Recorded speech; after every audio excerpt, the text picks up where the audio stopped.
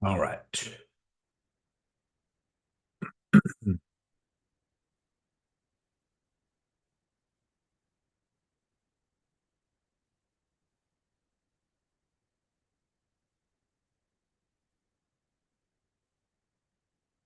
All right, guys, let's get the ball rolling.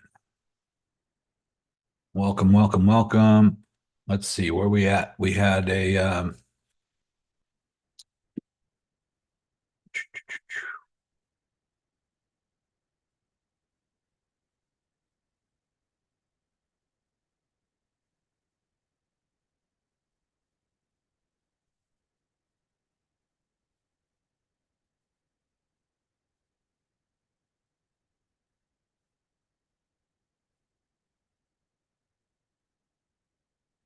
share my screen.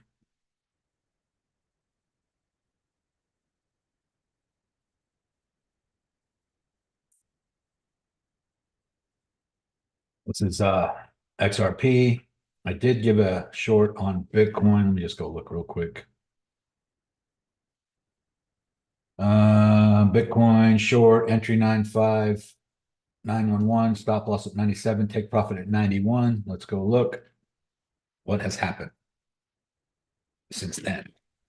All right, so as you can see, we on Bitcoin on the daily, we've been coming down for a while in the downward trending channel. We did have a breakout of the downward trending channel to the upside, and we did pop all the way up to 98K.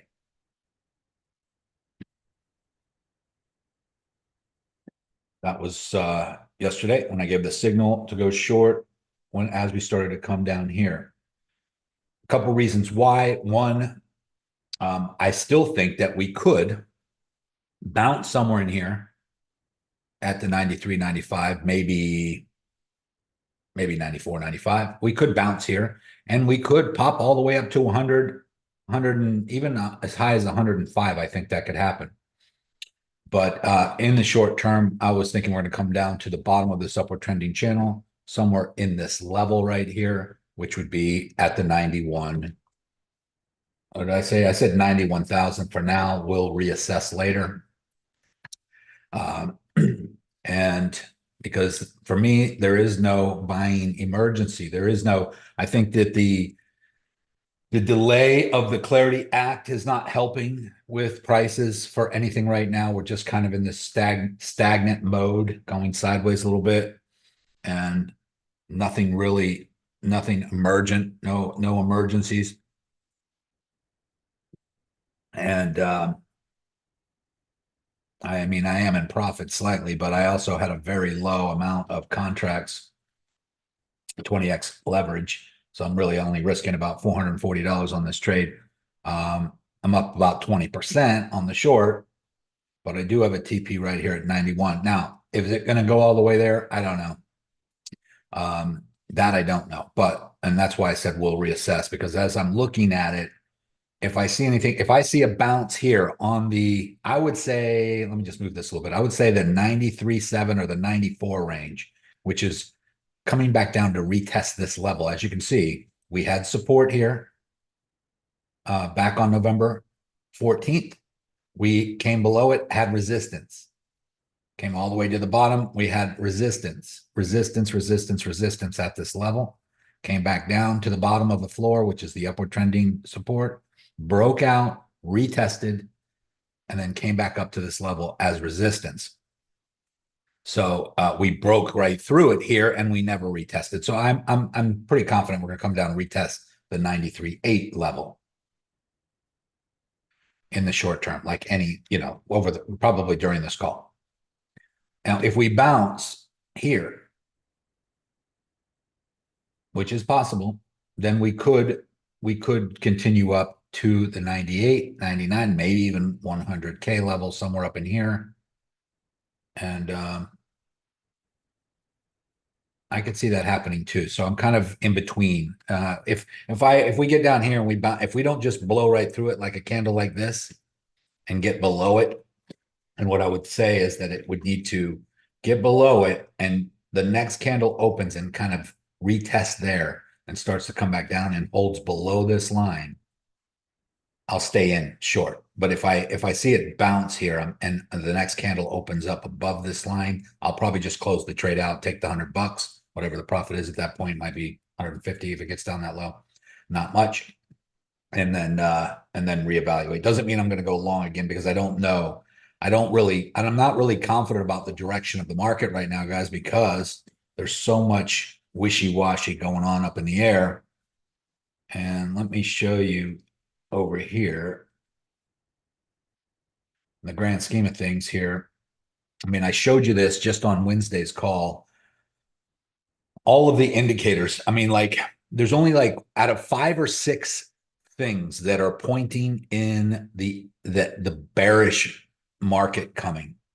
5 or 6 things pointing bearish. 1, maybe 2 things are looking positive. And so I have to look at all of this. And I'm not saying this time's not different. This time could be different. And there are some indications. The fact that we closed out in December, the end of 2025, bearish or negative, I should say, is the first. That is an indication of something's different. The fact that the 12-month candlestick that I showed you on Wednesday closed red for last year. This candle right here, closing red, even though the top was 126, this candle came down and closed red. This candle's green so far, which is normal. It's normal for this candle to go up a little bit in January. That's this candle. That's this candle. That's this candle. You can see the wick. It goes up.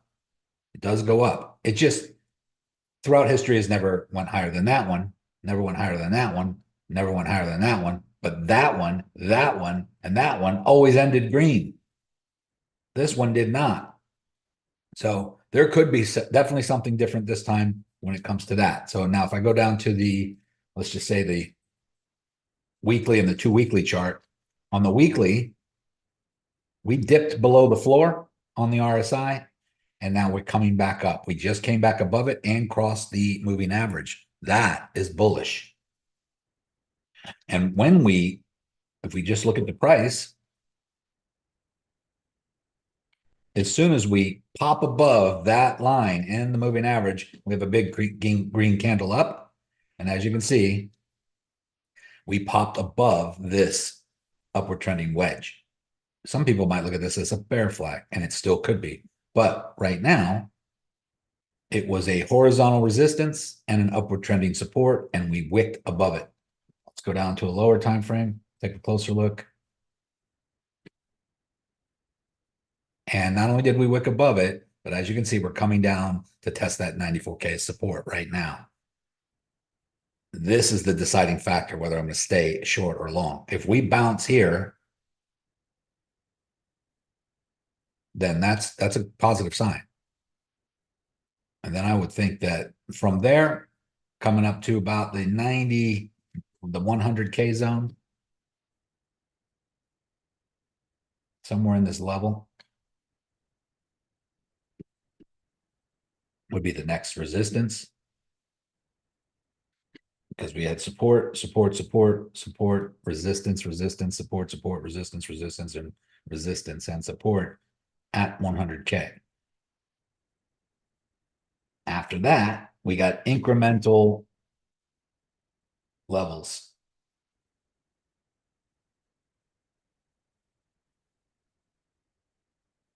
I would say that we have between 105 and 107. I'm not even going to call it a line. I don't like to say that it's an exact line. I would say that probably somewhere between 105 and 107. We have a nice little zone right there.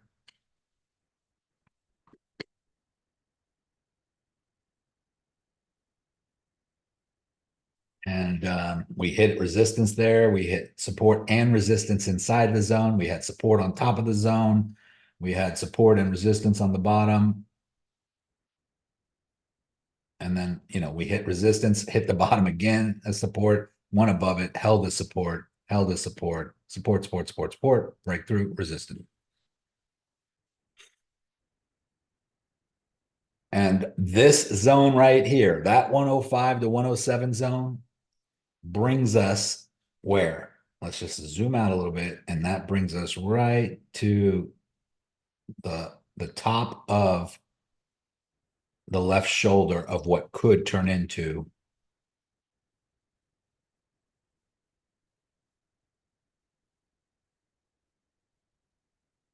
a head and shoulders.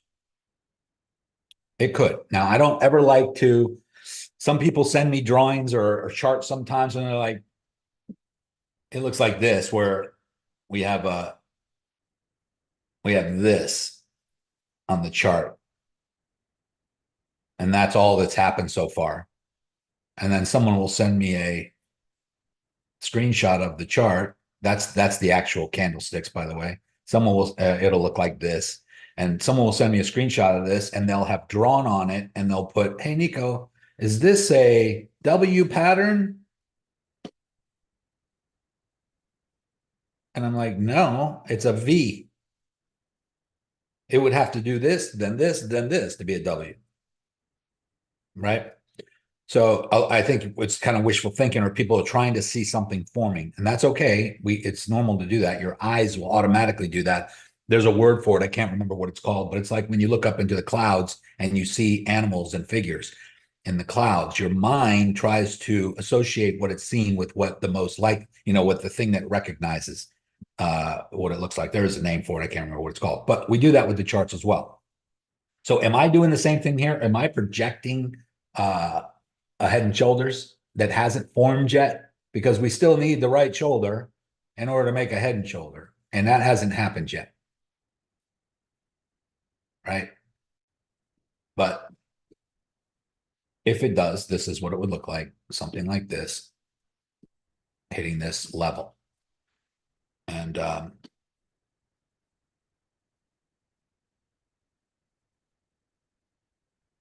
we are on our way up to this level. I think this is the level, anywhere from 100 to 107.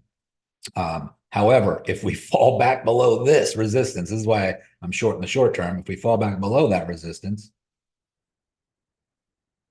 then we might not have enough steam to even get up to that other level.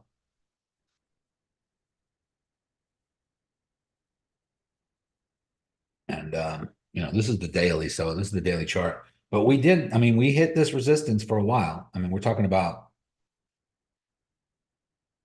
over a month before finally breaking above it and holding a support. And if we look at on the weekly, if we look at the RSI, we did something that normally when you get below this line, guys, it's bear market-ish territory.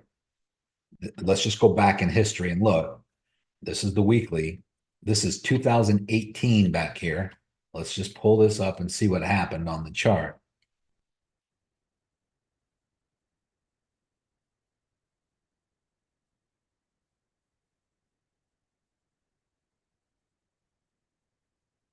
When we get down below this line, bull market top, coming down to retest, boom. And look what happened here. Boom. Once we get below that line, it's bear market all the way down to the bottom. That's bear market bottom. We finally come back around right here, and this is where we finally pop back above it. And that's the beginning of the bull market. Right here, this is the COVID crash. Even though this technically was the beginning of a bull market, we had a little COVID crash, boom. And what happened? We temporarily dropped back down below that line, but we popped back up pretty quickly and recovered into a bull market. Then this is the last bull market. We dropped down to the floor, bounced, came back up and made a lower high on the RSI. And we got below the floor here. This is very similar to the situation right here as to where we're at right now, right here. We pop back above the floor and get above the yellow line, which is the moving average, and we make another run for it, and we get up to this downward trending resistance and hit it. And that was this pump right here. Boom. That is very much similar to where we're at right now. And yes, very similarly, we had a type of a head and shoulder pattern here. This side did not get as high as this side. And ultimately, we broke.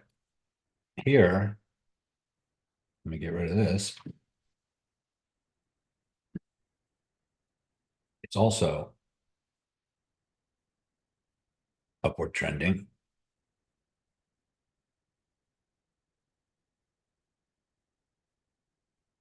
Um, I'm not saying this is what's going to happen, but this is everything is this is the only bull market cycle that's almost identical to the last one. And this has only happened maybe twice in Bitcoin's history where we had bearish divergence. And so we come back above the floor, we cross the yellow line, and I think we will pump. We will pump up to this level. That would bring us in, as far as price goes, up to the 100 to 105, 106 level. And the only way that we will have, and this is my opinion, but it's based on technical analysis, the only way that we will have a super cycle or parabolic move higher and make a new high is if we break above this bearish divergence. Because if we pump here and we do get up to 105, 106, 107, but this only gets to here and starts to come back down, then that's probably it. We're probably going to come back down. And then if we break this line right here, it's going to look like this.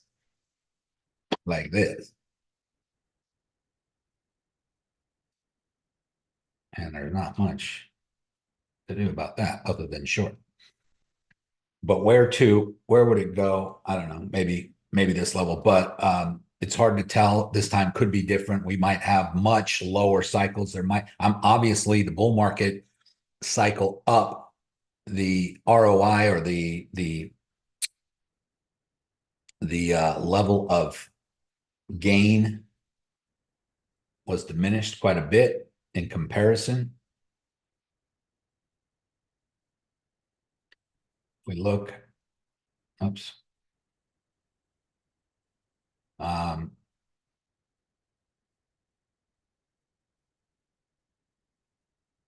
If we look at, whoops, I was trying to show you guys something else.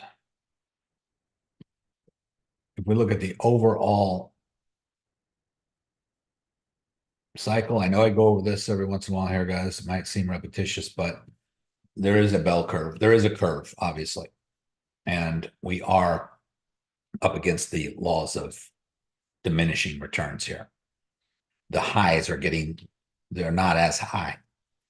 The X factor has diminished greatly. Back here from the bear market bottom to the top might have been 1,000x. From here, it might have been 100x. From here, it might have been 25x. And from here, it was only 8x. So if we do have another run, I mean, we're already back down into the blue purple zone, guys. This is the basically fire sale zone.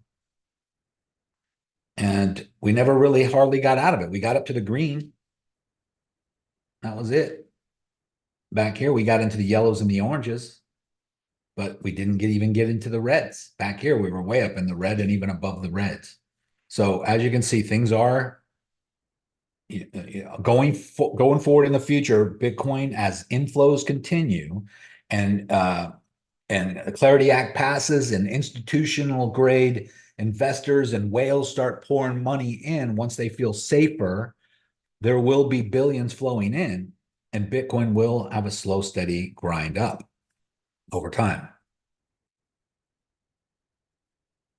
But huge parabolic pumps and dumps, I'm not so sure that's going to continue to happen, me personally.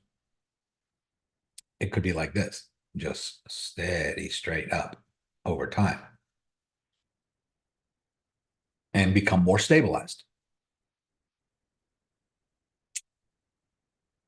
So what do we do? Well, in the short term, while we're scalping, we're trying to make money on daily moves and stuff, but I'm also slowing down on that because I'm waiting for these bigger moves. So this is very important right here that this just happened. And then if I pull up, in addition to this, let me pull up the stochastic RSI.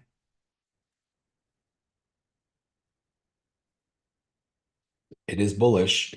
The blue line has crossed the dotted line and to the upside, and so did the orange line. Once they both get above this dotted line, which is the 20 on the RSI, and as you can see, they're far apart and looking like they're getting wider, that is bullish. Once they cross this line and start to get wider apart, that's a good sign. Once they cross each other and they get wide, they go up. They get wide. So if that brings us up to here on the stochastic RSI, by the way, there's 2 days and 7 hours left on the weekly time frame before we see a change here. And I'm imagining that what's going to happen here is that we're going to pump a little further up, but we still got to come down and retest. We're retesting right now. This wick right here went all the way up to 98K and it's coming back down to retest that level. Can't really see it here, but if I go down to the lower time frames, you can see it.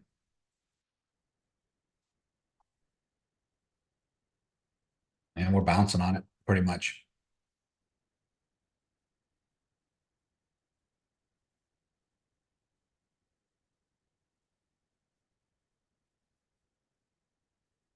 So what we're waiting for is to see if it's going to continue and go through it. On the lower time frames, we have more bars. So I'm going to draw a resistance line here.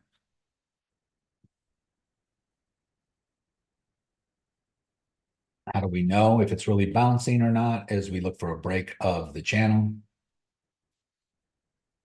Could go like this, hit that, and it could finally break through on the lower time frames, or it breaks above and starts to climb back up. Then I would get out of my short. And I probably would just reverse the position and go long, because I think then we're going to come up to at least 100 and possibly up into this zone in the 105 to 107 level. As far as getting above that, guys, as far as breaking a new all-time high and all that stuff, that to me will be easy to see whether that's going to happen by as we're going up to 100 and 104, 105, when we start to climb up. As we start to climb up there, price-wise, what's going on down here on the RSI? Is it up here getting above this line? If it's getting above this line and starting to come up to this area, previous high,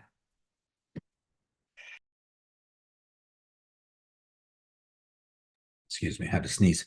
If it gets above that, then that is a new ball game. Then that means that this time is different, and we are breaking bearish divergence, and we are ready to maybe have that parabolic move that is the opposite of what the masses think. Because most people in crypto who are technical analysis traders are thinking that we're already in the beginning stages of a bear market. And then you couple in anybody, I can pull it up, but I don't have it right in front of me. Anybody know what the S&P is looking like right now? Where are we at price-wise on the 49,300, something like that. It's going down. Silver's going down too. Wednesday was the peak at 93,000.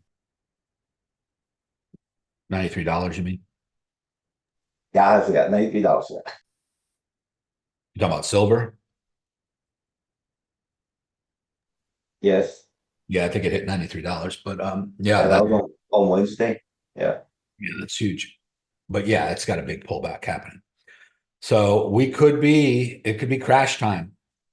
The Clarity Act, I think, a lot of people think, oh, it's not going to be, nothing's going to pass and it's all over now and it's going to be another year. No. Minor changes, minor little agreements, disagreements. This is like a negotiation contract on a house. You make an offer, the seller comes back with a counter offer, and you go back with a counter offer, and finally you nail it down. This could happen quickly. There are some things in it, and the reason why it was delayed because the founder of Coinbase pulled out of it because he didn't like the new language that was in there, which makes sense. I kind of agree with him.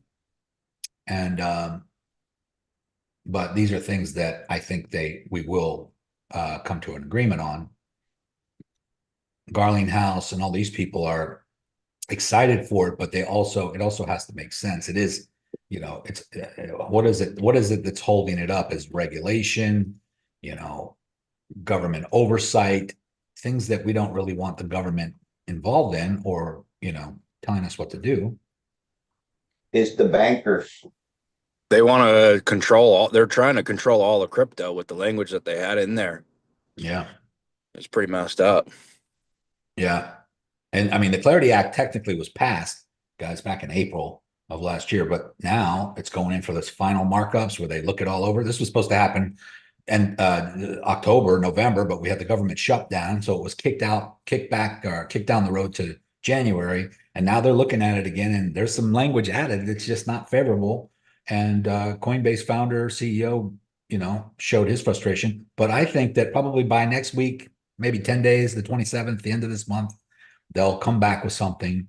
They'll get it hammered. I don't think it's going to take months. I hope it doesn't, but I think it's gonna eventually pass. But it could all be intentional. I always look at these things. I'm very skeptical of everything, guys, and this could be all intentional just to buy time, because the big players involved might need a little bit more time to get all their ducks in order before things fly, or they have their ducks in order and they're ready to pour billions into the crypto markets and the ETFs and the liquidity pools and all this stuff, but they're being regulated right now. They're being throttled right now until they get clarity. That's why they call it the Clarity Act. They need clarity before they move forward. They're all for it as long as the government's on board and everybody's on board. Bam, the money flows in. Prices, you'll see big movement in the market.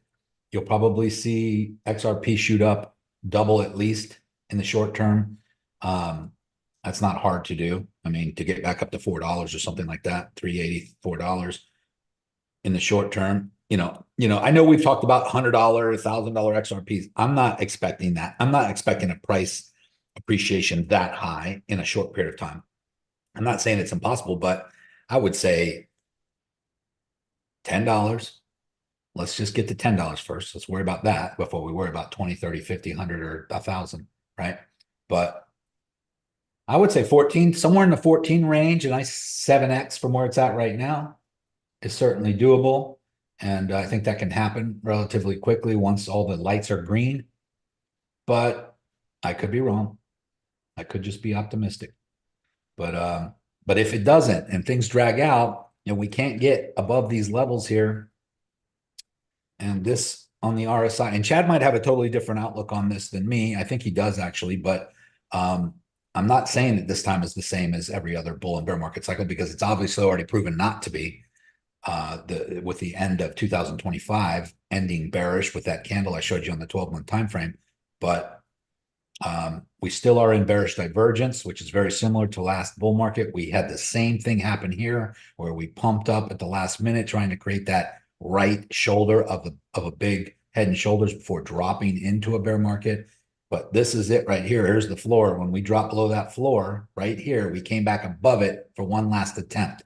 If you look at the price here, this is where we dropped below, came back up for another attempt, hit that ceiling, and then finally fell into a bear market. I'm not saying that the exact same thing's going to happen, but it's ironic that it looks almost identical. We dropped below, we're coming back up, we get above it, we cross the moving average, and we're back into this little wedge. You can see right there, it's hard to see, but you can see we're above it now. And if we come up and hit this again, that would be, the price pump would be probably to the 100 to 105 range. But if this gets through this on the RSI, if we actually get up to this level and the price is at 105, 107, 110, and we literally break this bearish divergence, and then all bets are off, guys. This is no longer bearish divergence. That means that we can have, in my opinion, we could have a super cycle or a big pump to the upside. And January, February, March could prove to break that whole bull bear market cycle. And we could see 2026 as the next big run up, and maybe this 80K right here was the bottom. It's just everything that I just said would just go against everything that's ever happened, and that's okay, because that is bound to happen sooner or later. It's bound to happen sooner or later. And why not this time when we have when we have all these laws and crypto friendly presidents and all this institutional money coming in and ETFs for every freaking major crypto that exists, billions of dollars in institutional money pouring in whales, just a crazy amount of inflows happening, and a total technology shift from the old way of doing things to the new way. That's all happening, and it's all in the process. It's all happening. So why wouldn't that make things change this time? It's just that if it doesn't, and this only gets to here and starts to come back down, and this only gets to here and starts to come back down, then this would be a very similar looking head and shoulders, and we could see further dropping. I'm not saying 80% bear market up, but it could be another 30%. I mean, we did drop from here, not from down here. So if we come all the way back up to here and we drop again another 30%, that would just bring us back down to 70 grand. That would bring us down to the previous resistance level, and that to me makes sense. But if it does what last bear market did and the previous ones before that, it's 77% from the top, and that unfortunately would bring us way down. If that were to happen, that would bring us down to like 30K. And I know that's crazy to even say, guys, but you have to look at all options. At least I do.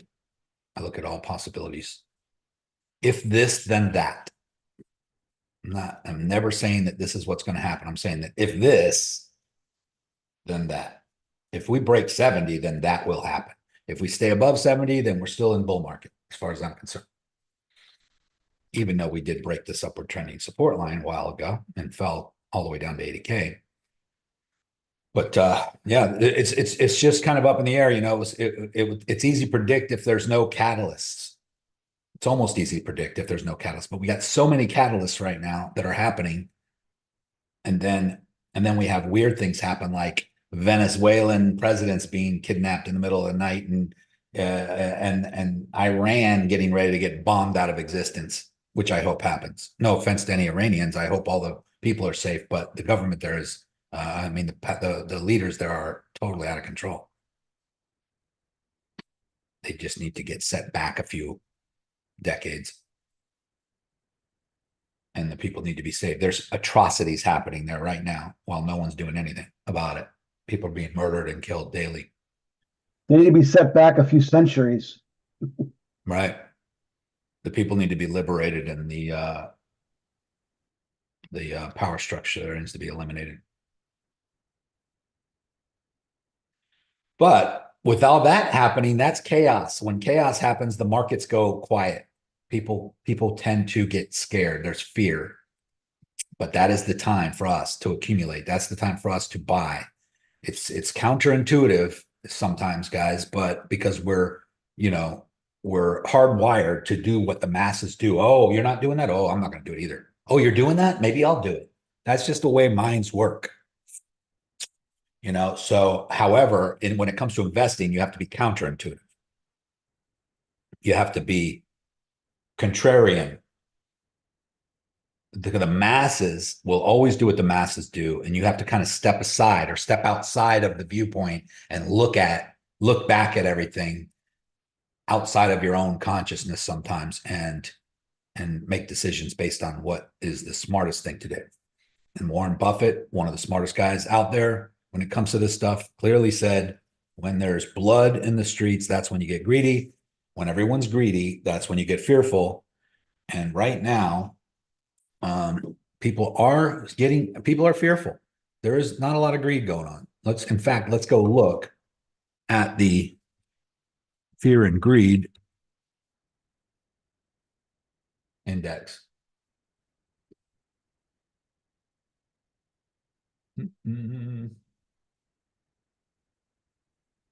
It's neutral.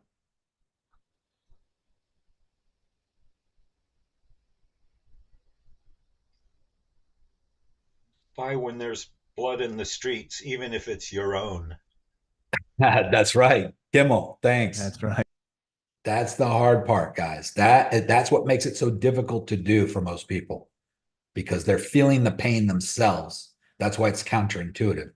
You tend to not do that. You tend to want to run to safety. You want your comfort zone. You want your blankie.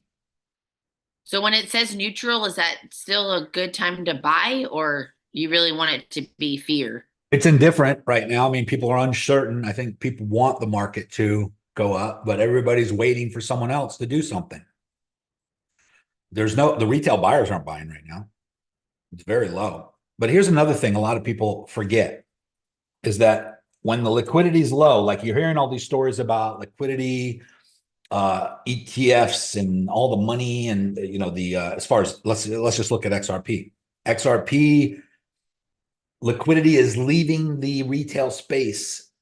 It's what's happening is people like me and you and smart investors are taking their holdings off of the exchanges and putting into cold storage wallets.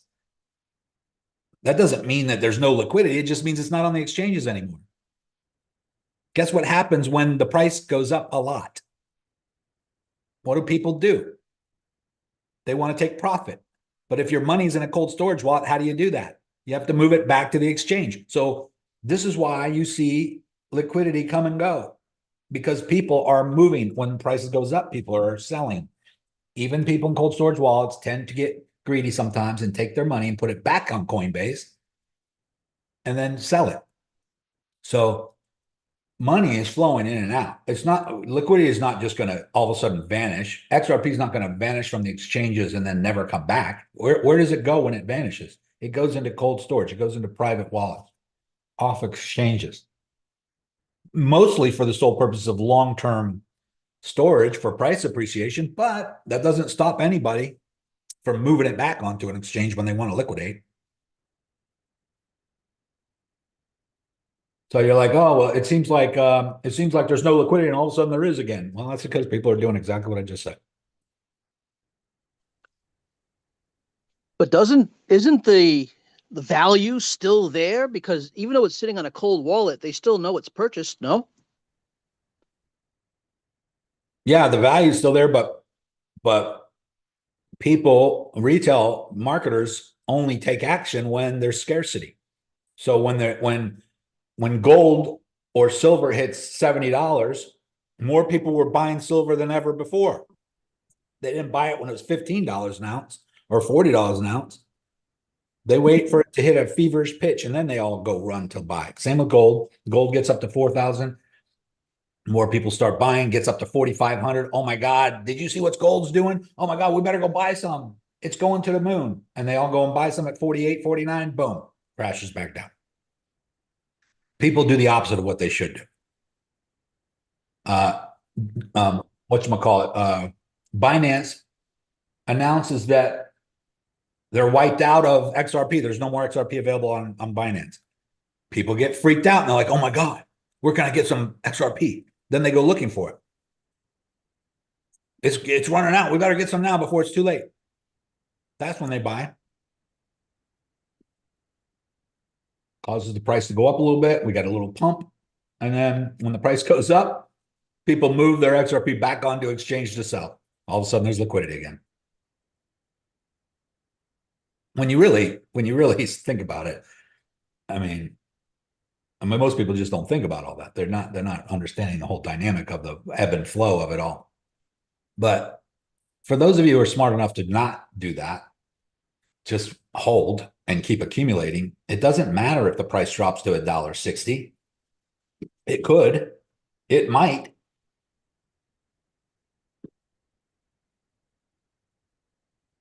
That's when a lot of people get scared, and this is what most people do. Most people, when we have a big drop from, let's say, 220 all the way down to $1.80 on XRP, is they bought it 240, and so they see their portfolio value going down so drastically, they panic and they sell and get out instead of buying more at the lower price.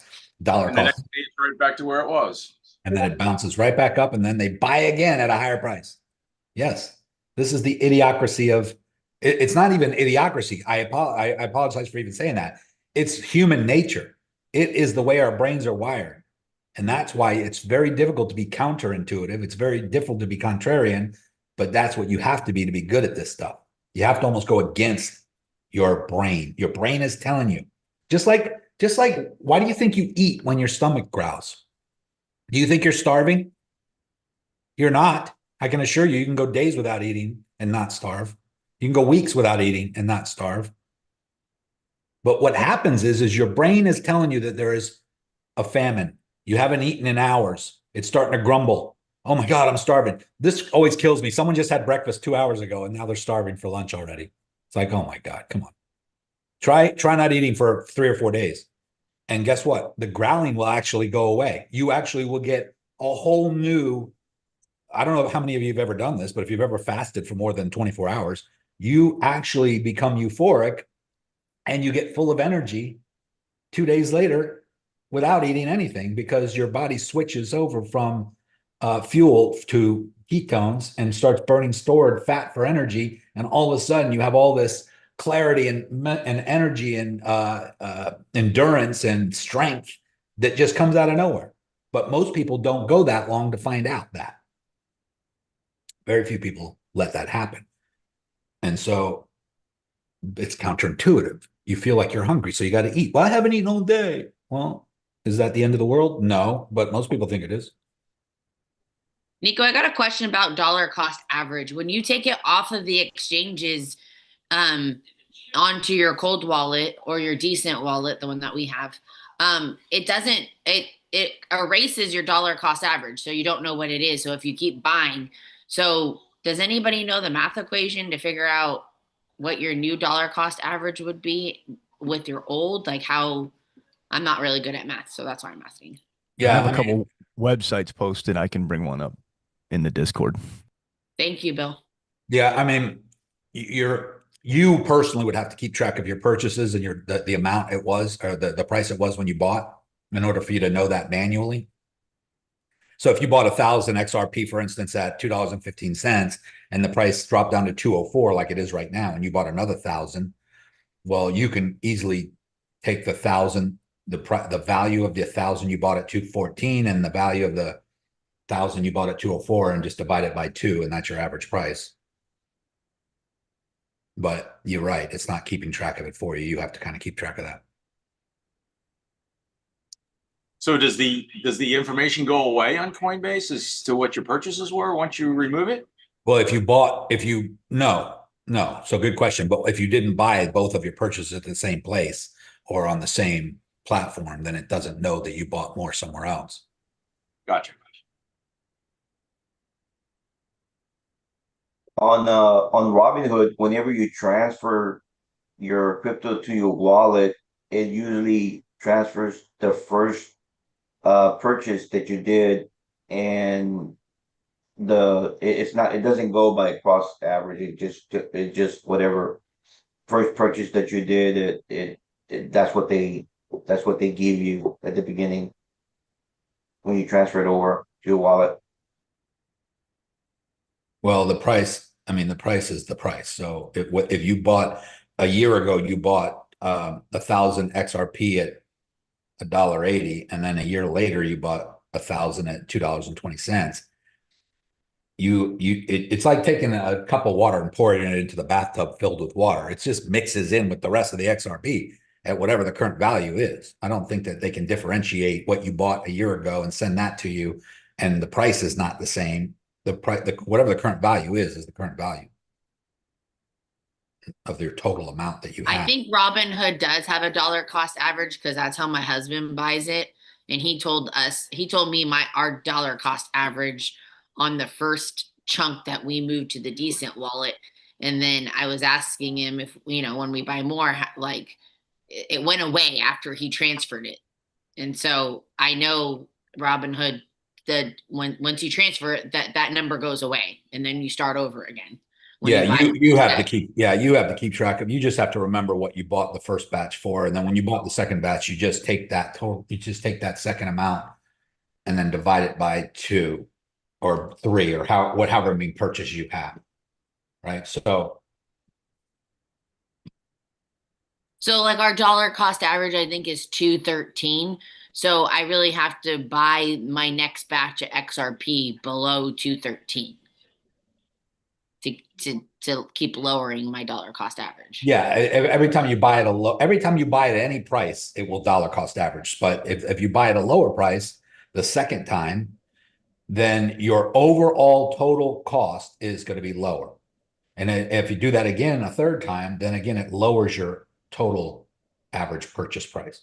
So if you bought 1,000 XRP, for instance, right now, 204 times 204, you've paid $2,040. Let me just write it down. 2,040. Right? And then it drops down to $1.80 and you bought another 1,000 times $1.80. You just spent another $1,800. Now you got 2,000 XRP, right?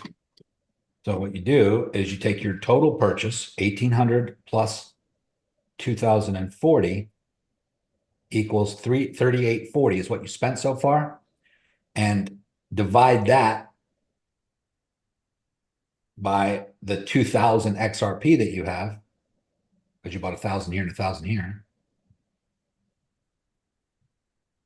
And your average purchase price is $1.92.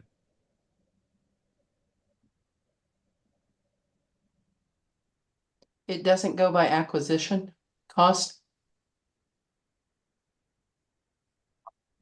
I mean, if you bought some at a higher price and some at a lower price, it finds the average of the two prices. It doesn't make all the ones you bought up here at $2.04 the same as the one you bought down here at $1.80. It finds the middle ground, right?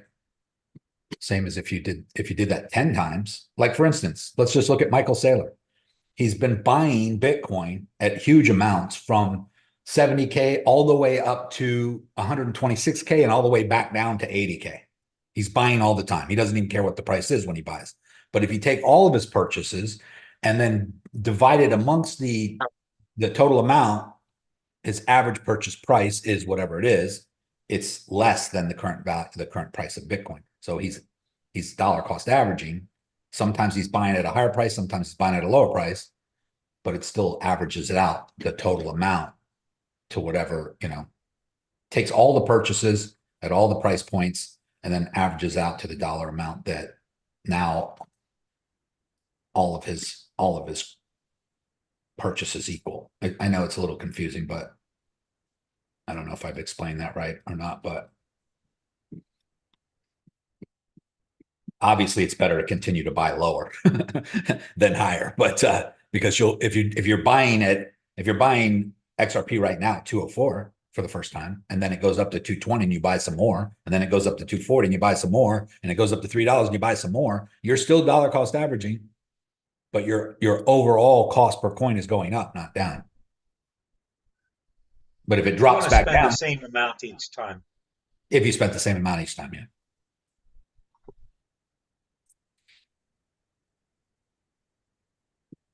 I was just going to ask if anybody knows off the top of their head what Michael Saylor's dollar cost average is. I think that's public information as well. He's around 74,000, if I'm not mistaken. Okay. I was going to add in the school area, there's a whole new, I don't know if anyone's seen it, all about portfolio management. And in there, I break down dollar cost averaging versus value cost averaging. Value cost averaging is obviously buying the dip, right? But being a little bit more systematic in where you're buying. And it's quite remarkable. I mean, even with just very, very, very basic chart IQ, like you can do some serious damage in a good way on bringing down your entry costs into your assets, just by buying at the extremes, right? And it's a lot, how do you say it? It's extremely forgiving, right? You don't have leverage, you don't have stop losses, you don't have margin, liquidations, any of these things, right? But so you're giving yourself, it's probably the easiest way, really. So if you haven't checked that out and you're looking to scale in your portfolio, definitely go watch those two modules where I break down DCA versus VCA. And I give a live example of how I VCA'd into SPY because I wanted more exposure. And I mean, that move alone paid extraordinarily well. And so definitely get yourself exposed to that because it's just a really simple strategy that can really position you in a lot better than you would otherwise, you know, just putting one lump sum in at one random given, period of time. Yeah, where is that at? It's in the school area. There's a module section called portfolio management. I added it in there, I don't know, a handful of weeks ago. Yeah, definitely check that out, guys. That's great info. But yeah, like what Kimmel said, I think it was Kimmel, but Michael Saylor, if he bought $1 million worth of Bitcoin on one day, and then the price dropped from 126 grand all the way down to 80, and when it was 80, he bought $5 million worth at 80, then it's going to drastically bring down his average if he bought a lot more at the lower price. But yeah, that's. However, guys, if you're in it for the long term, then like Michael Saylor's strategy, for instance, if you're in it for the long term and you're not worried about whether you're buying a little bit higher and a little bit higher as it's going up, you're just trying to accumulate because you're not doing it for that immediate gain or that immediate, appreciation. You're doing it because you're thinking long term. Then it doesn't matter if you buy XRP, for instance, XRP. It doesn't matter if you buy some now at $2.04, and then you buy more at $4, and then you buy more at $6. Because that total amount that you have might someday be $100 each. So you're still accumulating at a much lower cost than it will eventually be, right? So you gotta look at it that way too. Some people don't. You can only buy what you can buy and what you can afford to spend, right? So if, for instance, I have a repeating buy order for $500 a week for Bitcoin, still to this day, I've been doing that for, I don't know, a long time, at least a year. Not everybody can do that amount, but I have that set and it's just automatic. And so my Bitcoin holdings growing. And sometimes it was buying when it was 120. Sometimes it's buying when it was 70. Sometimes it's buying now when it's 80 or 90. So I don't really care too much about that because my goal is to get to a certain amount of Bitcoin in addition to trading and trying to grow it by trading.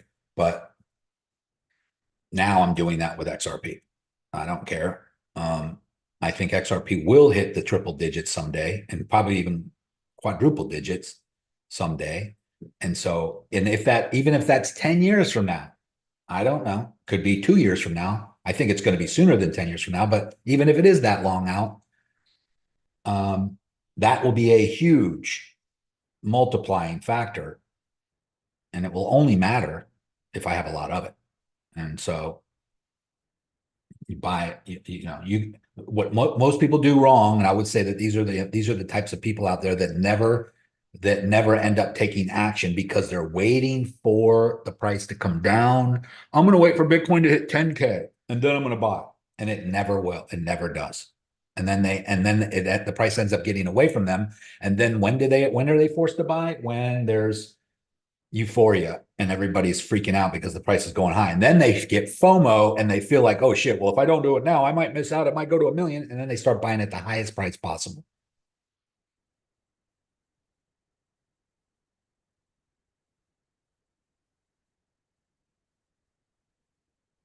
I'm not so sure that we have this little 1, 2, 3 action happen yet.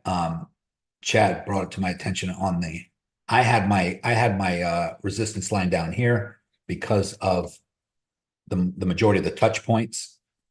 But if I bring this line up to the top of these wicks, then we might not have broke out yet here, and that's okay. Either way, I think over here when we broke out. In other words, this little pop-up right here could be equal to this, not this. And we could still be inside the downward trending channel.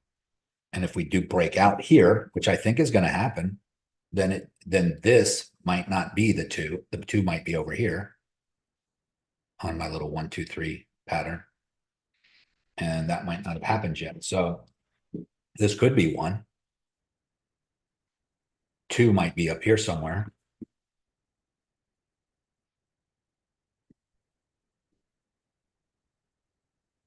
And that's only assuming that it follows the exact trajectory as previously, which nothing ever does really, but we could have a breakout here. And as you can see, that was pretty quick pump up to that level. And then we came down and retested again.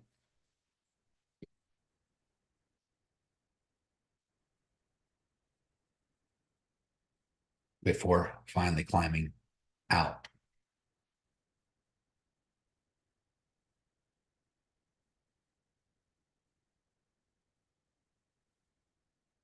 This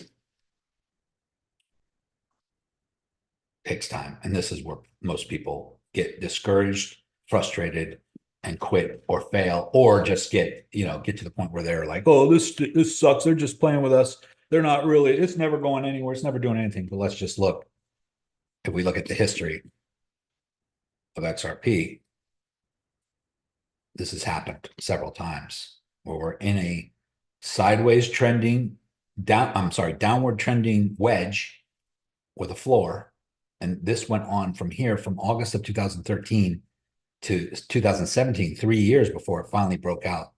And what did it do when it broke out? It hit resistance right at the previous high, came back down and retested the second previous high as support, and then finally pumped up. It did it again, pumped all the way up, and we come all the way down to support and pump right back up into the downward trending channel. And we did it again and broke out. But where did we go and hit resistance? Boom, right at the previous high.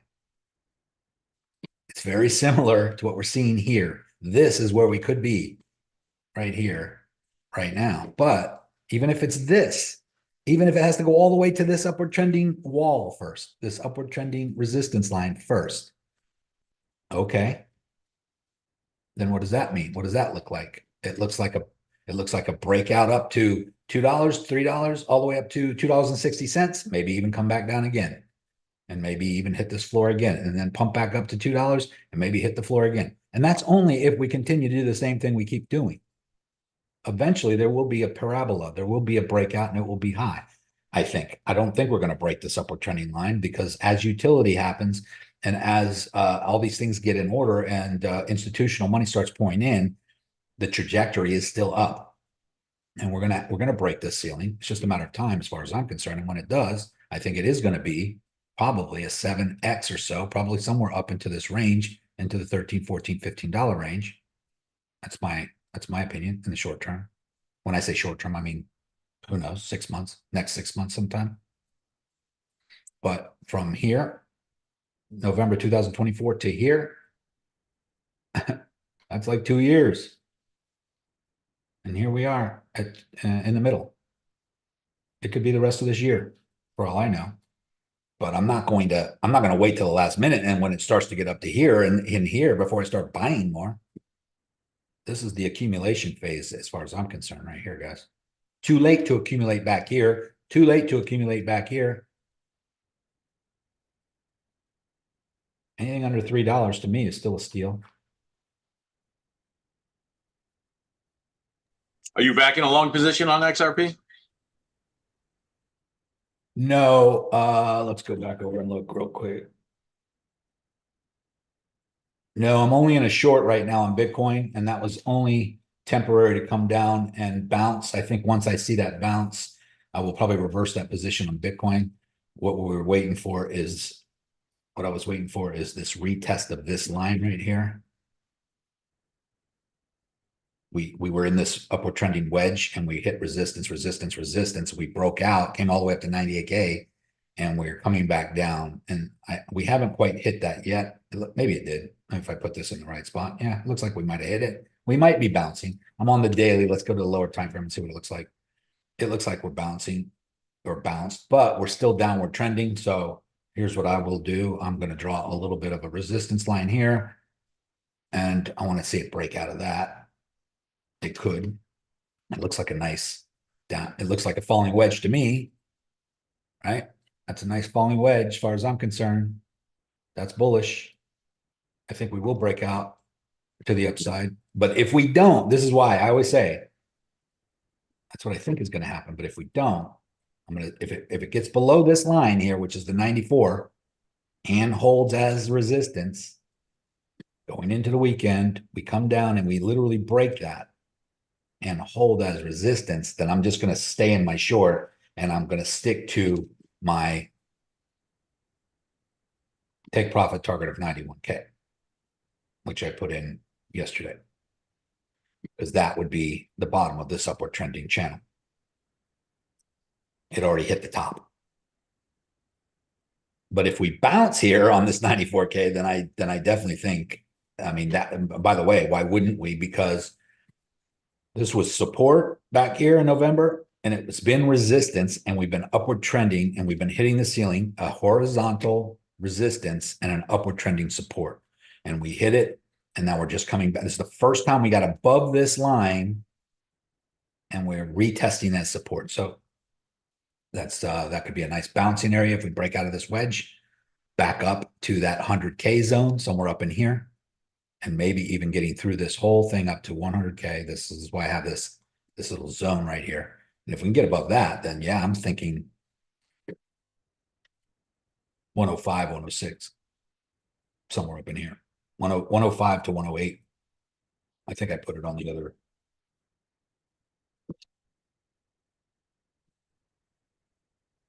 Unfortunately, guys, I don't have the crystal ball. I can only tell you. Yeah, I put it here.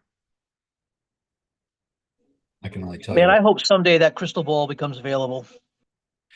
Yeah, I mean, I can only, it's like a crystal ball, but I can only see like a couple hours into the future. I can't see next week or next month.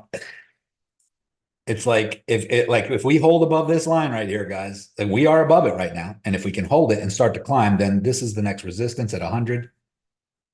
As you can see, it was major resistance and support going all the way back to 2024. That would be it at 100. And then breaking through that, then we got this zone right here, which is the 104 to 107 range, which is the opposite side of the left shoulder here. And the only reason I say this is because if we cannot get above that, then we have a nice little head and shoulder happening. This would be probably a continuation of this upward trend. And I'm projecting right now, I know this hasn't happened yet, but if we get up to this level and we have the RSI not get above this downward trending resistance, that would be a continuation of bearish divergence. And I have a feeling that would be the beginning of the end of if it cannot hold or get above. If we don't have any crazy breakouts here and this can't get above that for whatever reason, and whatever's going on with the Clarity Act and all this other stuff, and this starts to come back down, this is just my opinion. If this does go up to there and comes back and breaks this upward trending support, then I'm afraid then we're going to see some dropping after that. It's going to look very similar to this side over here. That's just my opinion. But I'm playing it by ear because I hope it breaks through all this and we have a parabolic move to the upside. Clarity Act gets passed, billions of inflow coming in, and all of this bull market, bear market shit is over. That would be great. It's possible.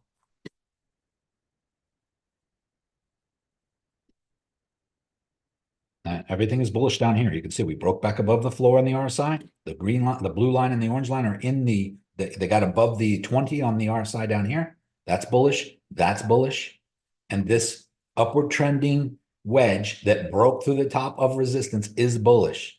It's just, is it short term? Is it going to be a rally up to this level, to this level, to this level, and then turn back around? And if that happens, then I'll be shorting up here. But if it doesn't, and we happen to get above that and hold a support, and this gets above this to me is the big factor. If this gets up here and literally breaks that and makes a new high, higher than this, then this is over. Bearish divergence is over. It's just that it doesn't happen very often. That's all. And usually it's usually an indication of the end of it's usually an indication of a cycle top.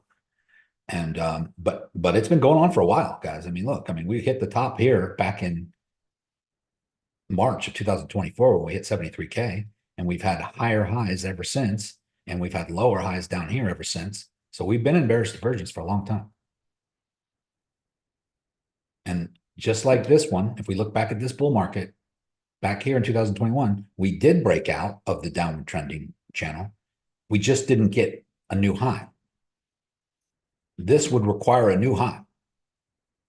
And in order for that to happen, this has to break. Because if that stays below that, then it's just a continuation of bearish divergence, and we're going to see a lower low, in my opinion.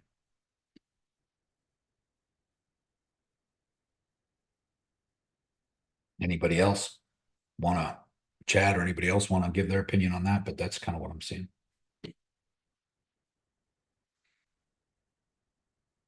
Somebody on the call last time said something about like every 51 to 53 days, something happens with Bitcoin. Yeah. Does anybody Keith, know what that next date is? I think that was Keith. Yeah, that was Keith. So I wonder if it's gonna be where like one of these yellow lines is the next 50 whatever day. We're at that mark now. Oh, okay. We're at that peak now, I think. Keith, are you on? Yeah, today, the 16th is the 51-day mark. Is a 1 to 3 day margin of error. So like Monday, things were starting to peak the last 2 days.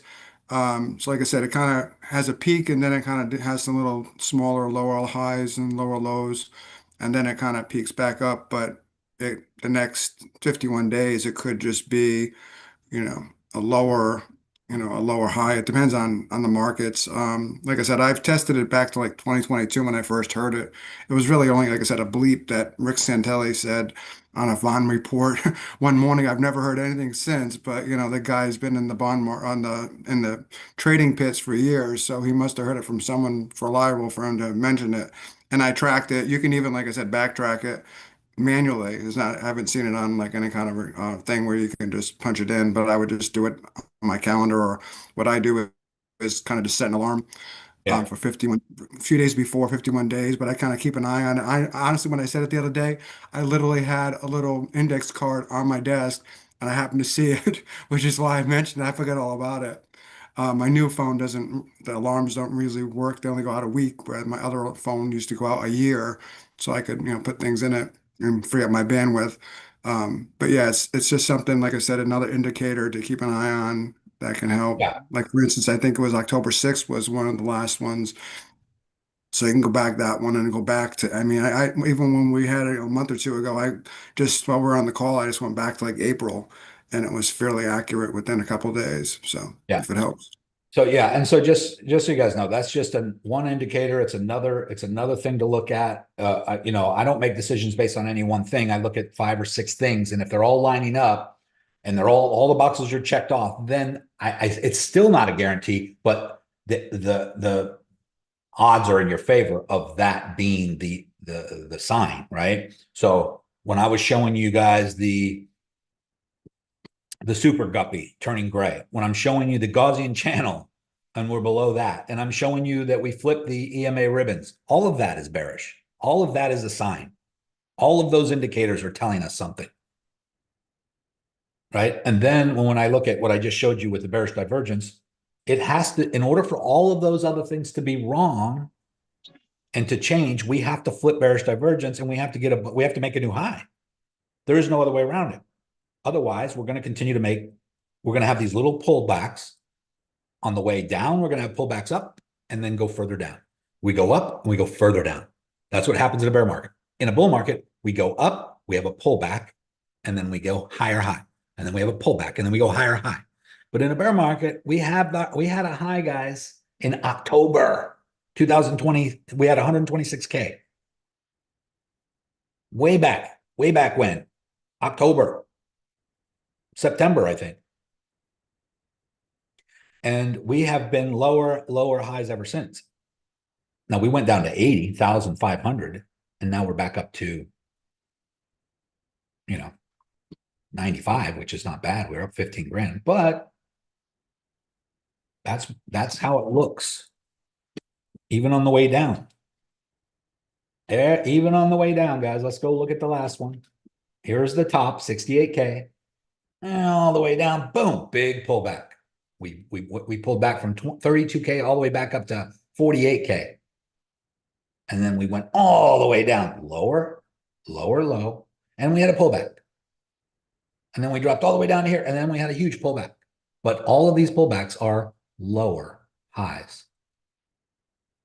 And this is just the full first pullback from the top. That's all it is.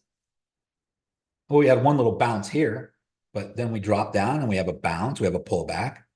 And we could either drop down the lower and then have a pullback, and then drop down lower and have a pullback, or time is different. If this time is different, then we're going to break out and have a higher high. I would love for that to happen. I'm not against it. I'm not telling you what's going to happen. Again, that's crystal ball stuff, but I'm just reading the charts and reading all the indicators and giving my best synopsis of what I think is taking shape here. And it's very difficult for me to predict a parabolic move to the upside when all the indicators are showing that's not happening at the moment. And then you got the Clarity Act and all this stuff and the wars and all these things going on around the world. Trump being Trump, don't get me wrong. I think Trump is exactly what the world needed to wake everybody up and to expose all the fraud but man, chaos ensues when you stir the pot, right? For the betterment of the world, I think, because it exposes a lot of stuff. It's just like lifting your rug up after not sweeping the floor for a long time. Or you lift the rug up and you sweep everything under the rug. It may look clean around the rug, but the mess is still there. Until you get things out from under the rug, it's still there. And so I think that a lot of people expect Trump to do, you promised this, you promised gas prices, you promised the economy would be better. Well, this shit all takes time, guys. I mean, it takes time for all of the results to come out from, everything that you're experiencing right now in your life is from the decisions you made 2 to 3 years ago, 4 years ago, is what brought you to where you're at now. The decisions you make right now in your life you're going to see the effects of that 2 to 3 years from now, not immediately. You ever watch those time-lapse videos of the person who is really obese or overweight and they're working out in the gym, and they show the video of them when they're at their heaviest, and then it time lapses 6 months and then 8 months and then 12 months and then 24 months and then 36 months, and that person got totally in shape over that time period? I'm totally blown away by those videos. It's amazing. But what did it take for that person to show up every day at the gym looking the way they did in front of all those fit people and not care what anybody else thought, and continue to do this day in and day out with no results at all showing for months and months and months before finally things started happening? It's impressive, but very few people do it. That's the problem, because most people give up too quickly. Even my girlfriend, guys, I love her, but if she doesn't get an immediate result from something that she put a lot of effort into, she gets very discouraged. And that's normal human behavior. But anybody I know who's ever accomplished anything great usually takes about 5 years. It takes about 5 years from start to something to really start to pay off. And so, Hey, Nico, go ahead. can we look at the cipher for Bitcoin and XRP when you get a minute? Yeah, Thanks, yeah. man. And so, with all that being said, guys, a lot of people get impatient with XRP, for instance, because it seems to be taking so long and the price has been so low for so long. But you have to understand, for 8 years of the past from the past 12 years, from 2013 when it started to form to 2023, 24, 25, 12, 13 years. 8 of those years it was in litigation. It couldn't do anything. And just all that's just got cleared now. So you can't expect an immediate turnaround. All these things are getting placed. Billions of dollars in infrastructure is being put into place. Things are going to happen. But now is the time for you to be as more patient as you ever were. Some of you are just coming into it for the first time and just learning about it all. But some people have been holding XRP for a long time. All right, so here we are at Market Cipher on the weekly. We do have a green dot down here, but that was That was back on the 8th, a week ago, 10 days ago. And as you can see, money flowing in. This is Bitcoin, by the way. Bitcoin, money flowing in, and obviously prices going up. We have money flowing in. We got the yellow and turning up. We got the money flow going up, and we haven't been down this low in a while. As you can see, that was a low. We came down to 80K.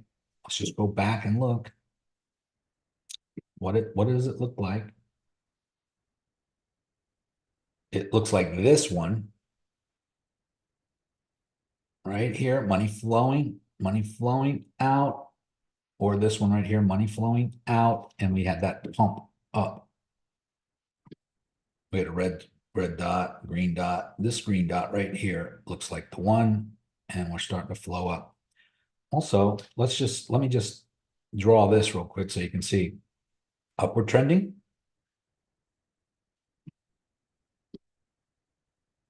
Horizontal resistance. Support, resistance, breakout.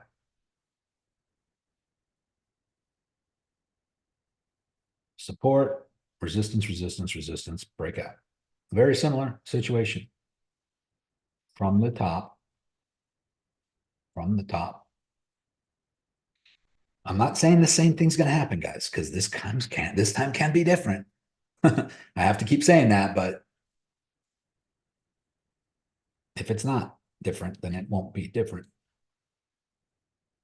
Let's look at the lower time frames on the hourly. Green dot just happened.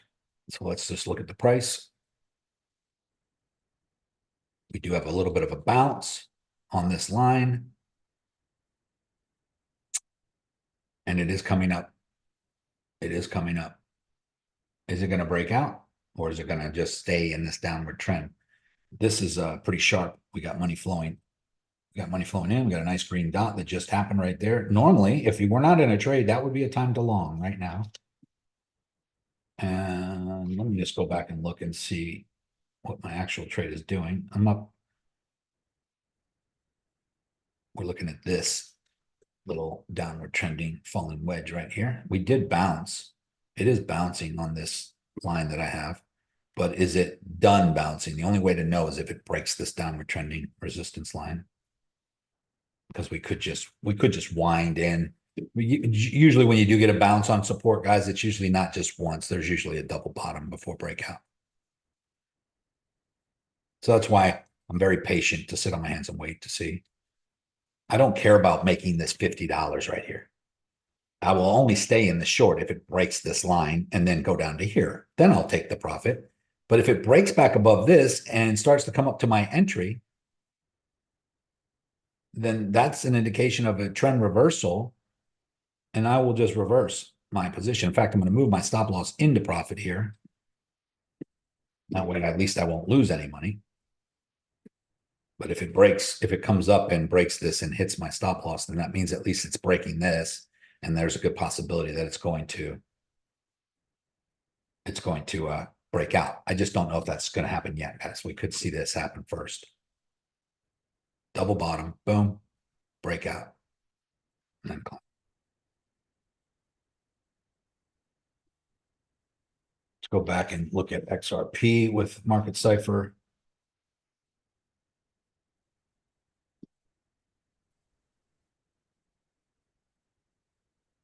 I mean, XRP is bouncing also on the floor.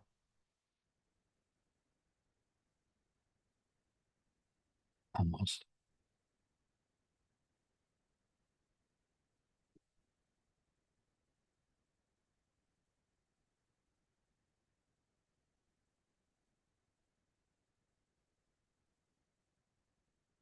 Floor.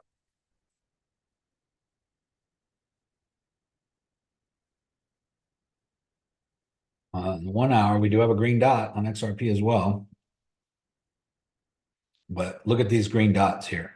Every time there was one, we don't have a very big pump to the upside because we don't have any money flowing back above this center line right here. You can see here, we came up.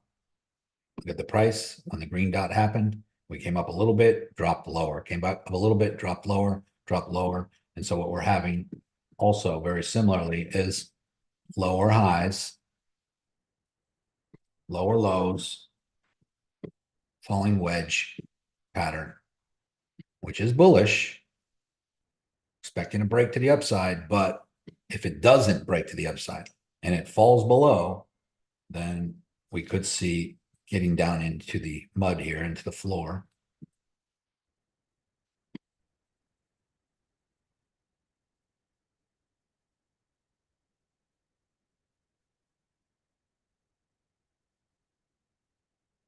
And as you can see, we've wicked down a few times that low before bouncing back up. But we did already do that, guys. We came down to $1.76 right here, and we have pumped out, and we are above this level right now. So I'm just expecting a bounce here and hopefully a breakout. Thanks, Nico. Appreciate it.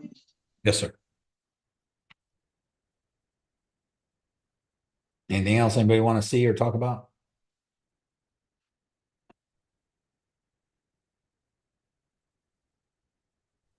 Hey, Nico, why Yeah, Nico. are there little arrows pointing to the candles? On Phemex, Yes, these little arrows right here I am driving. I can't see. at the top of a candlestick or at the bottom Yes. of that's Yes. that's usually when you either entered or exited or sold or got out of a position, went short or long.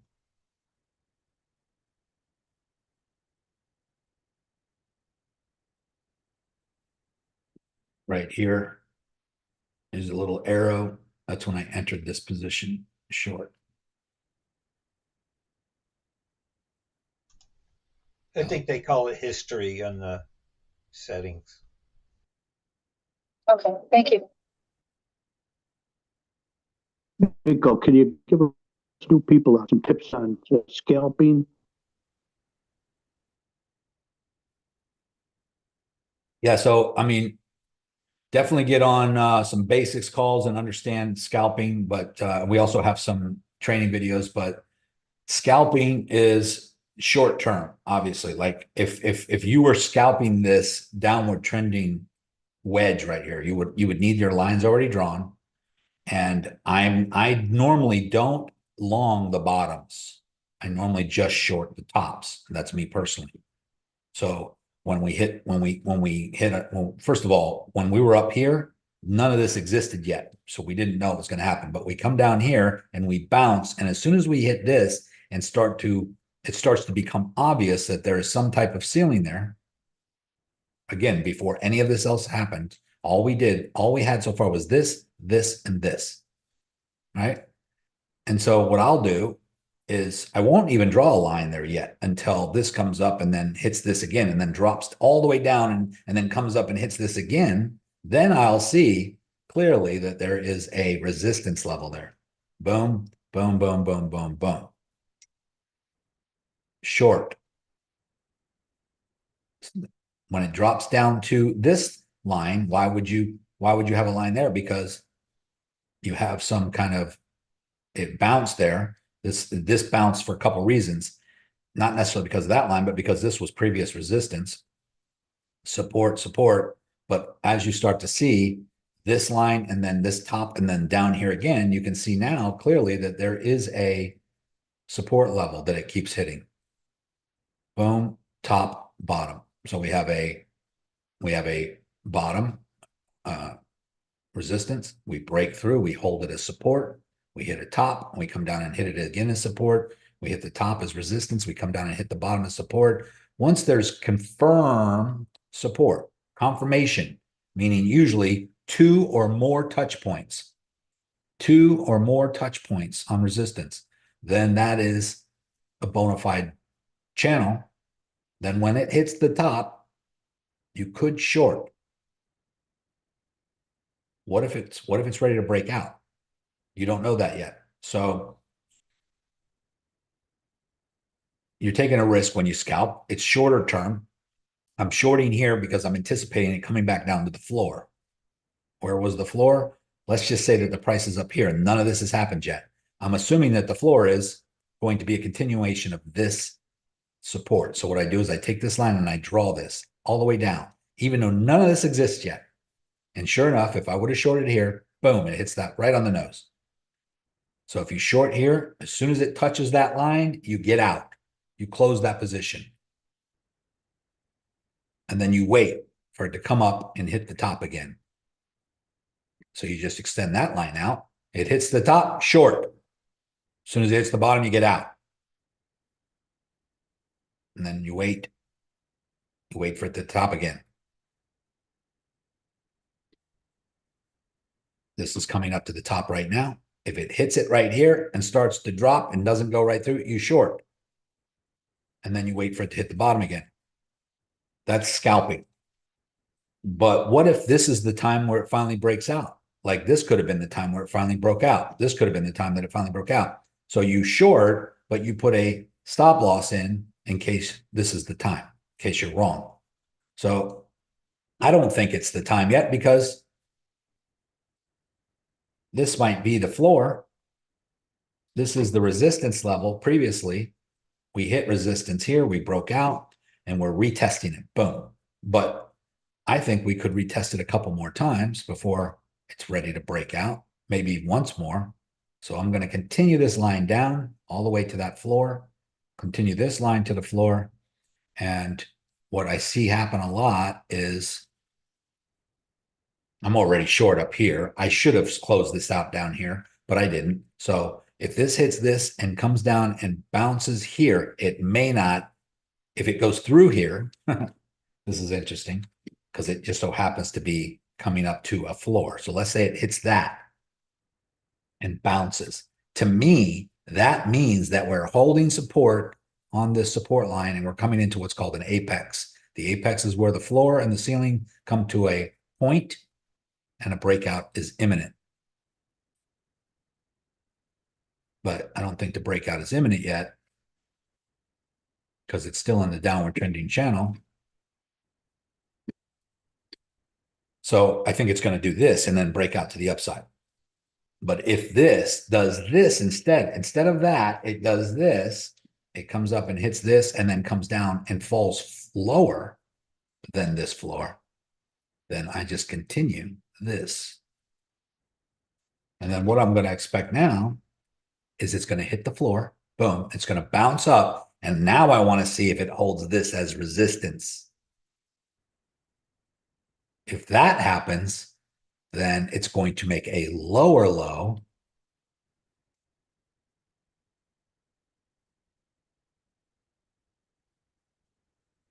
Right?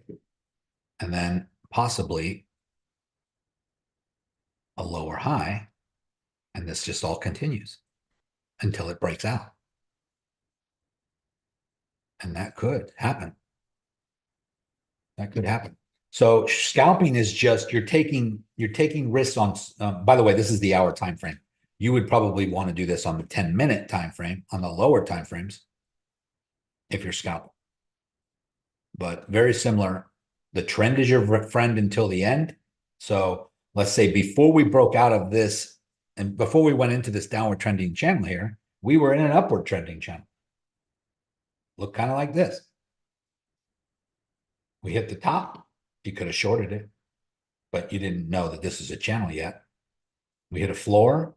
We hit a floor. So before any of this happened, before any of this existed, I could have drawn this line to there. And then I saw this happen and go up. So then I would continue this line to there. And then I would say, it's only one touch point at the top. So I have no idea where the top is because there's only one touch point there. So that doesn't even exist yet. In fact, I probably would have had this like this until it broke out of this resistance level, which it did. This is a rising wedge, and they tend to break out to the upside. And we are on Bitcoin.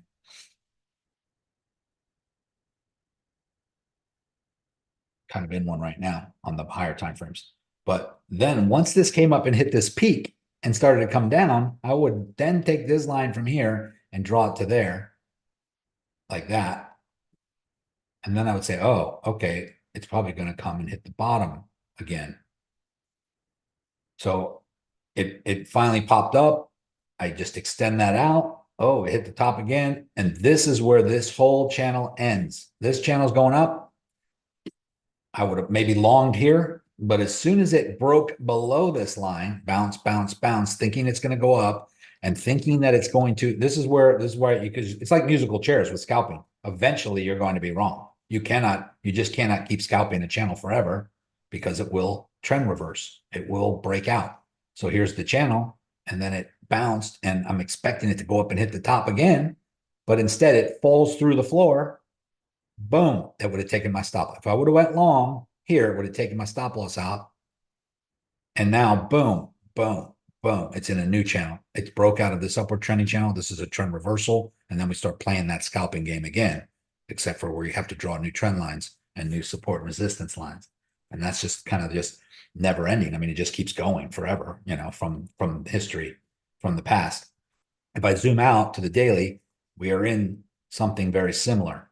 We were in a wedge like that, and we just are breaking out now. So we have this downward trending channel. We have a breakout. So scalping is a little riskier. You can make more money, but you also have to be paying attention because it's not something you just set it and walk away. You kind of like scalping is like short term. You're in it. Unless you're advanced, unless you know what you're doing, I would not even recommend trading inside these channels. I prefer you to wait for breakouts of these channels. So this downward trending channel, and then it breaks out and retest as support. That's an entry. You would go long here. And if you did that, you'd be up quite a bit here. But now we're noticing that there's a ceiling before it turns. So I wouldn't even, you could either draw that and say, okay, that's an upward trending channel, or you can just say, this is a breakout of this wedge. And I know it might be a little confusing what I'm showing you, but let me do this. Let me just draw this and change the color of that to yellow so you can see it. We have this wedge right here.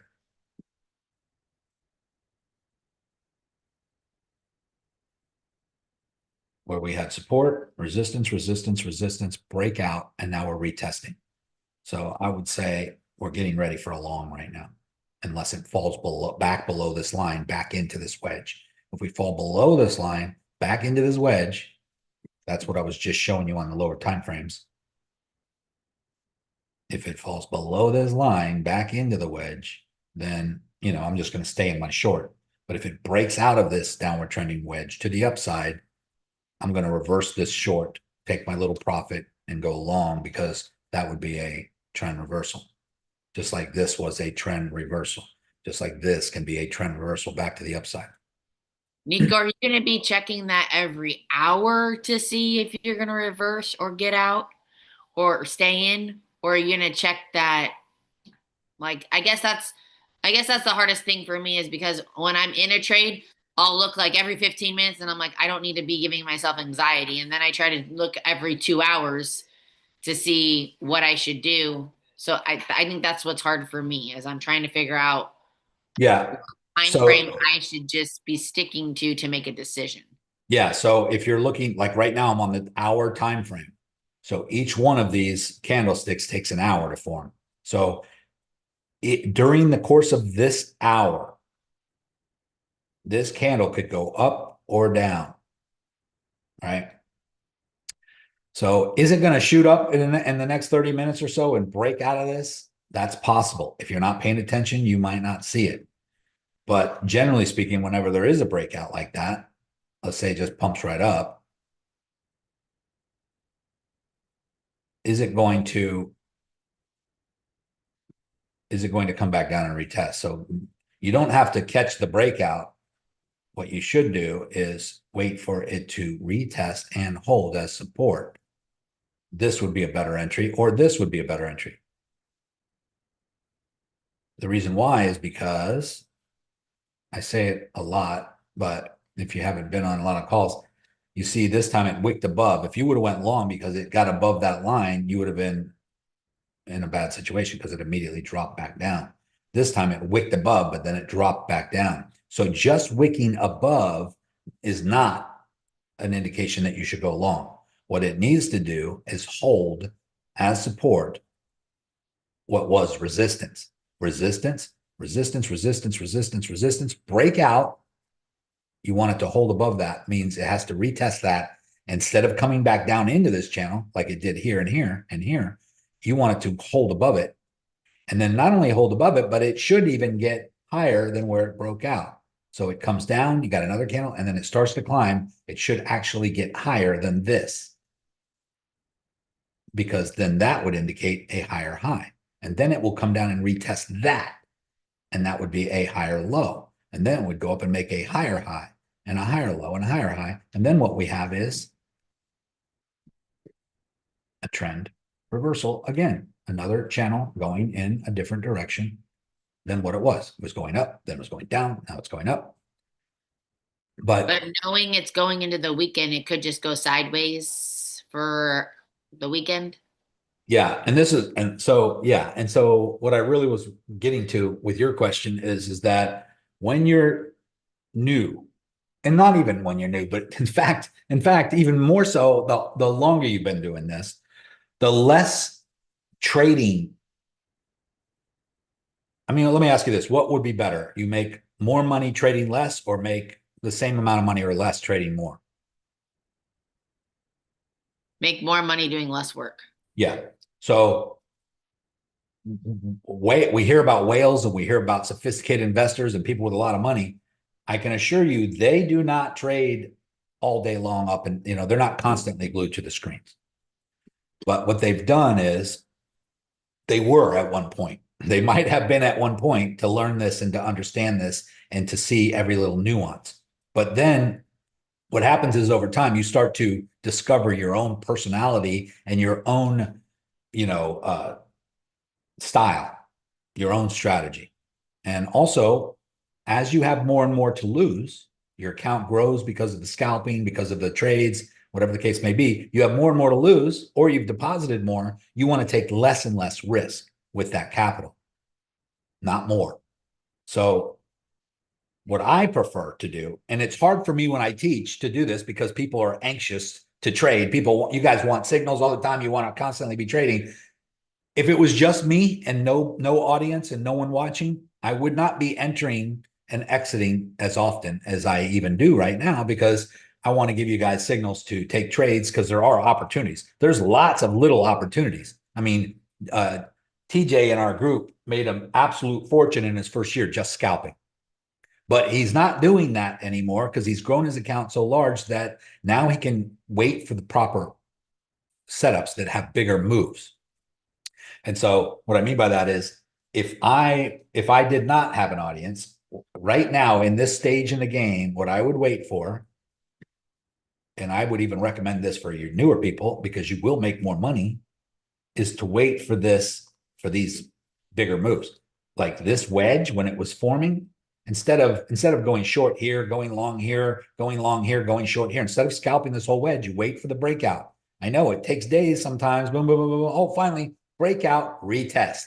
Once we bounce here, guys, that is the long. And then you ride this up to maybe here. Then you get out. And then if we bounce here and start to come back down, that would be a good short.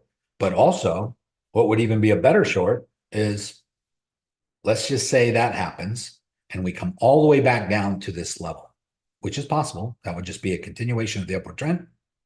It would also be us hitting resistance up here at a major resistance zone. And then let's just say, hypothetical, let's just say that you waited, you sat on your hands, you watched, and then it broke this and held as resistance underneath previous support. Okay, so Then here's you short this, and then that would be a killer trade all the way down to somewhere down here. I got somewhat of a newbie question. Okay, so you got the wedge on the daily and it broke out of the wedge. So now on the daily, you're waiting for a retest, but on the 1 hour, you're waiting for it to still break the wedge, right? Yeah, I mean, there is that falling wedge even on the daily. You just don't see it because I'm zoomed out so far. It's like you can't see the ants on the sidewalk when you go up in the hot air balloon, but they're still there. So if I go down to the lower time frames, if I go down to the 4 hour, for instance, you still see that downward trending wedge, that falling wedge. We're still waiting for it to break out of that. So just because I might trade a look at the hour or the daily doesn't mean I don't go down to the 10-minute, the 5-minute, the hourly timeframes, because I want clarity. I want to see, is it really bouncing here? Is it really breaking out? But right now it's still bouncing and it hasn't broke out of the downward trending wedge. So I'm thinking that we could see a couple more little bounces. It could hit this and come down one more time, double bottom, which happens very often, usually. Double bottoms are usually an indication of a pump to the upside, just like double tops are usually an indication of a drop to the downside.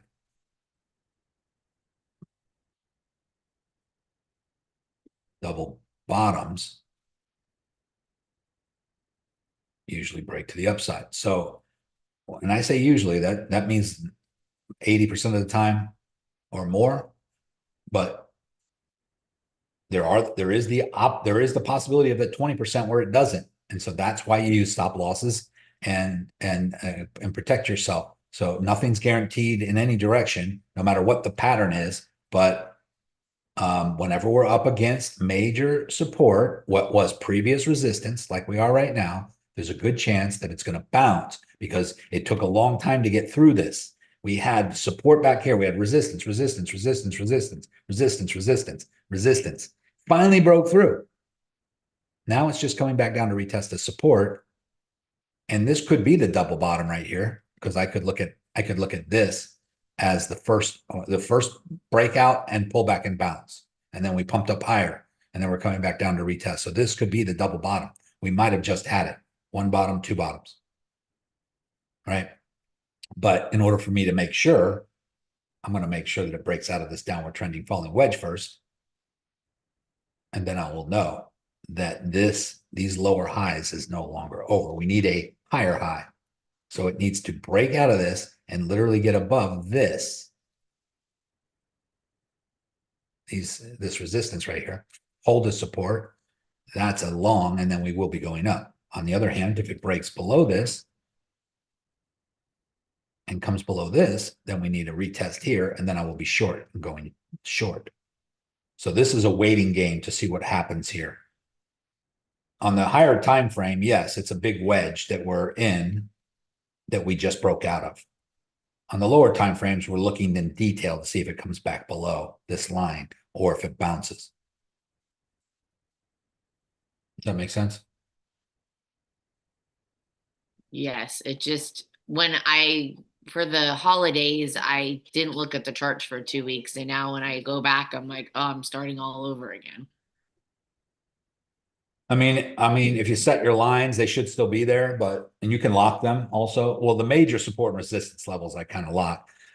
But if my charts start to get a little too crazy looking because I'm always drawing on them and I'm always giving examples like I just did, and all of a sudden I have all this craziness going on, I delete them as I go. Like all these, you see me doing this all the time where I'm constantly deleting stuff, but I don't want to remove everything because it took me time to, put these in the exact support and resistance levels. So I leave these and I'm leaving this wedge here, but all of this craziness that I have going on here, I can certainly come down to a lower time frame and remove a lot of it, because this is just to give you guys an example of what will happen if that happens, but I don't need to see it. So I'm going to remove all this. And here we are. We're in the wedge. We're in the falling wedge. We did bounce, and we bounced on the floor.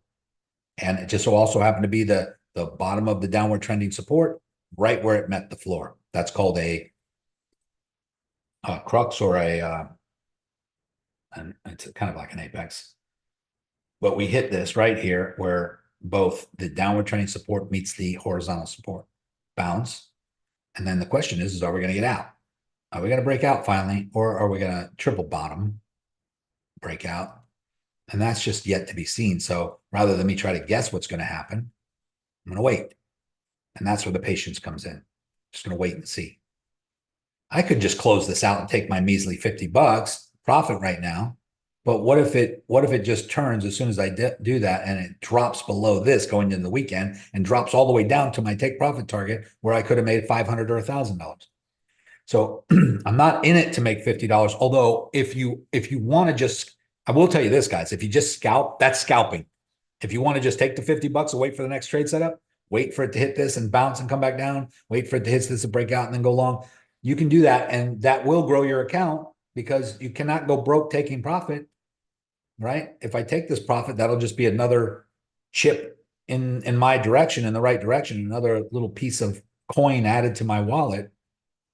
But I'm in it for a bigger move. But at the same time, I also have my stop loss in profit already, so I can't lose. But if it goes up and hits my stop loss, instead of making $60 or $58, I'll make 10. But I'm not doing it for that $10. I'm doing it. I put my stop loss there to prevent me from losing money, because money saved is money earned. And it's also not about just making money, but it's about capital preservation. And you want to preserve what you already have as much as possible. But if you just want to nickel and dime your way up to a bigger account, take the profit and wait for the next trade setup. You get into profit, take it, wait for the next trade setup. You get into profit, take it, wait for the next trade setup. That's how you grow your account. Then you will get to a point where you have thousands, tens of thousands, and then you can then be more selective and just wait for the big moves. Hey, Nico, I think, like I said, you need multiple trading strategies. You have some for short term, and then obviously some for swing and some for long term. I mean, because in these short term, even a couple days, couple hours, that's short-term capital gain. So if you are, if you're on exchanges where you got KYC and you got to claim that in your taxes, the little bit that you're making, you're losing that in taxes. To give you an example, like for instance, 6 months ago, I was watching this one guy, I think his name's Darren Winter or something like that. It's this British guy's high-end trader. And so one day they just basically backtracked it back like 2021 and just took 10 stocks at like the bottom of the market from Apple to all, let's say just the top 10 stocks, and just, back tested it for until say it was whatever it was, say October. It was an 800% gain on just those 10 stocks if you just held it through all the different cycles and everything else. So a little bit of your money, like you said, you're buying Bitcoin on a monthly basis for a long-term hold, but then you have, so maybe midterm, when things start to peak, it could just be, a stock or something like that, a year or two, 6 months, but then you have some short-term things, but your bulk of your money, you're growing in those long-term holds. Like I have, obviously 20 something different cryptos, but, the bulk are BTC, ETH, XRP, and a couple of ones where I know, the long-term holds, I may be trading some short-term things, but having the multiple strategies, because realize the tax ramifications on something you've held obviously more than a year is less. And so the short-term things you may be making 20, $30, but how much are you in the long-term at the end of the year are you paying out in taxes? So Yeah. Get your tax strategy ahead of time, too. So yeah, a lot to consider. Guys, right up here where your little head is, a little round circle, sub accounts if you want. As you can see over here, I have my main account, a sub account 1, sub account 2, 3 accounts. Some of them I'm trading scalping, some of them I'm just demonstrating with you guys, and some of them I am in longer term positions. I don't show those usually. I only show this main account, which is the one that I trade on and teach on and stuff like that. But you can have multiple accounts and have different strategies. One could be scalping, one could be more of a swing trade like what Chad teaches and longer term holds, and one could be just for waiting for the top and then shorting it and just riding that whole thing down for a year, or hitting the bottom and longing it and riding that whole thing up for 2 years or 3 years. You just have to wait. But those types of trades, you have to wait for that time to happen. That's the patience. But you will make more money. I mean, just think about it. If you would have went long at 15.5 or 16 or 17K on Bitcoin, that was an 8X up to 126K. 8X, and that's with no leverage. If you would have done that with 20X leverage, that would have been 8X times 20, right? So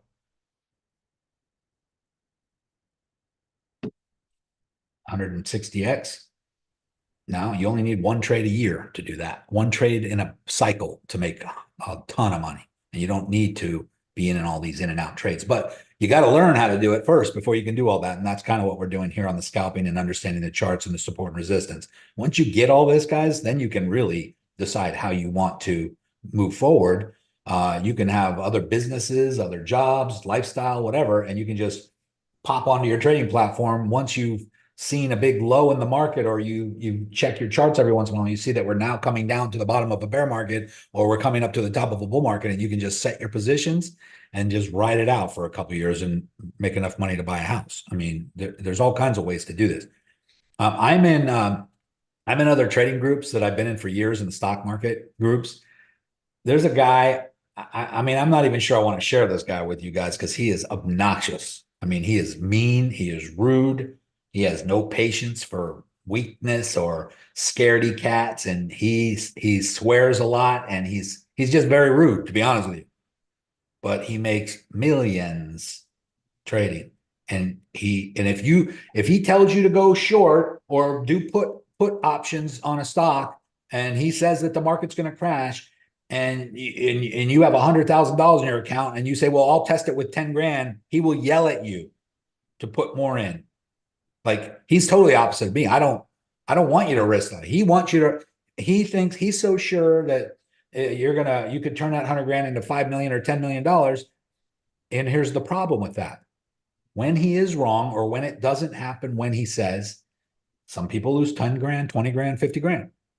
And then when they cry to him, or they cry on the live calls, like imagine people on this call coming on live and crying because they just lost 10 grand or 20 grand. He basically tells them that they're pussies and that they should grow a pair, and understand that this is the way this is. If you want to make the big bucks with the big boys, you better learn how to take some risks. Now, imagine if I talk to you guys that way.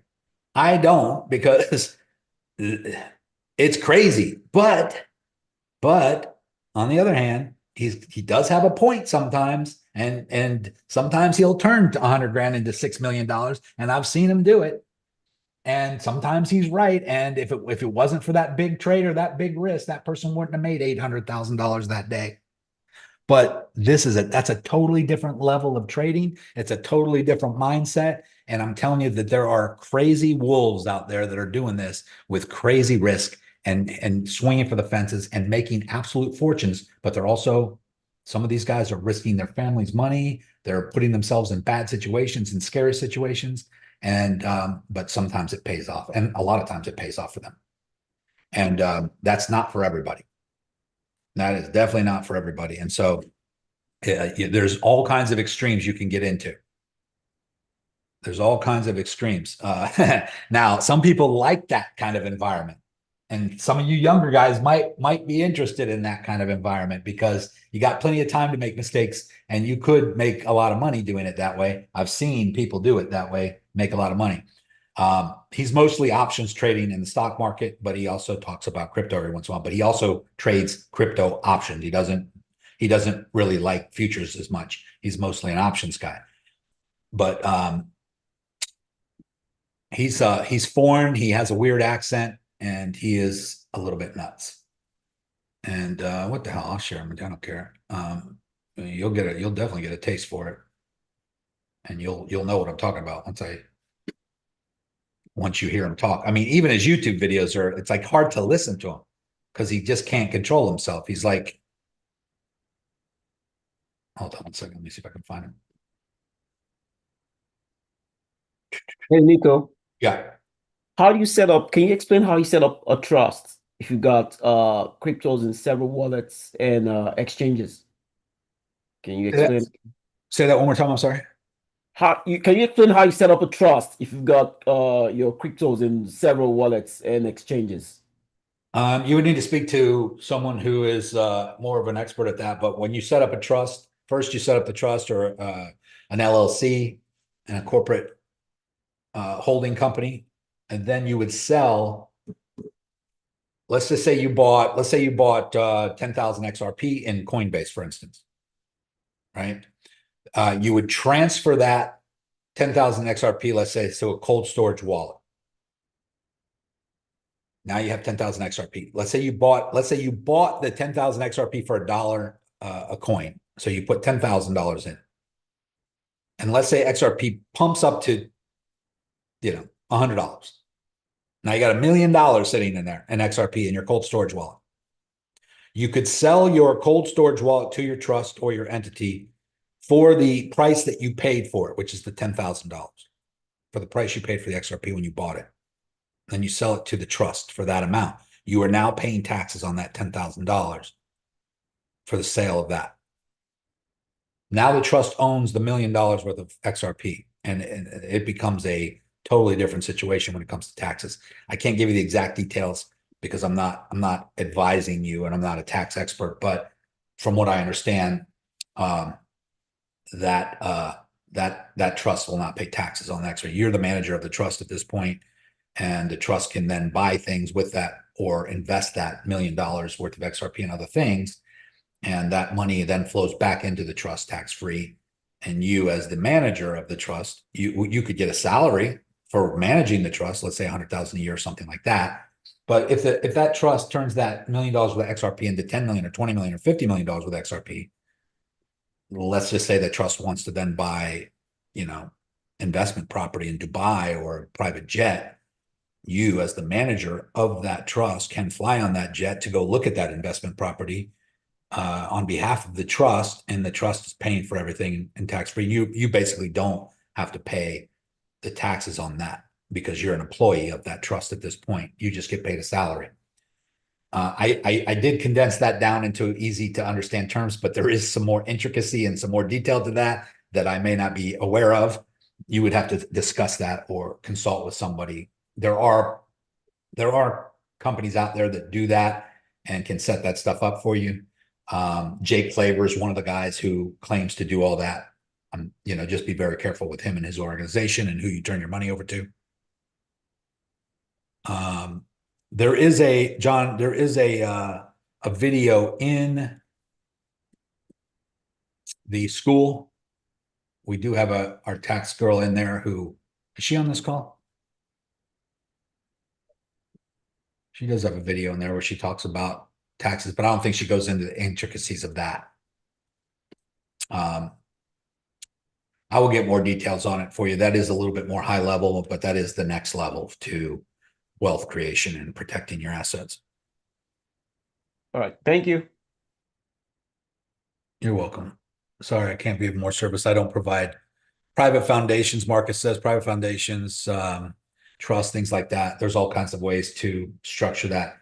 There are a lot of celebrities. Oh, by the way, guys, it's 2:00 right now. We do have an onboarding for brand new people. If you're new and you just joined us, or you missed the last one, onboarding is right now. Bill posted the link in the Zoom chat right now. Get on that. If you're new, you definitely need to be on that. You don't need to listen to me anymore. I'm going to end this call here in a minute. Also, he shared it in the main chat in the Discord and in the announcement section in Discord. So jump over there if you're new.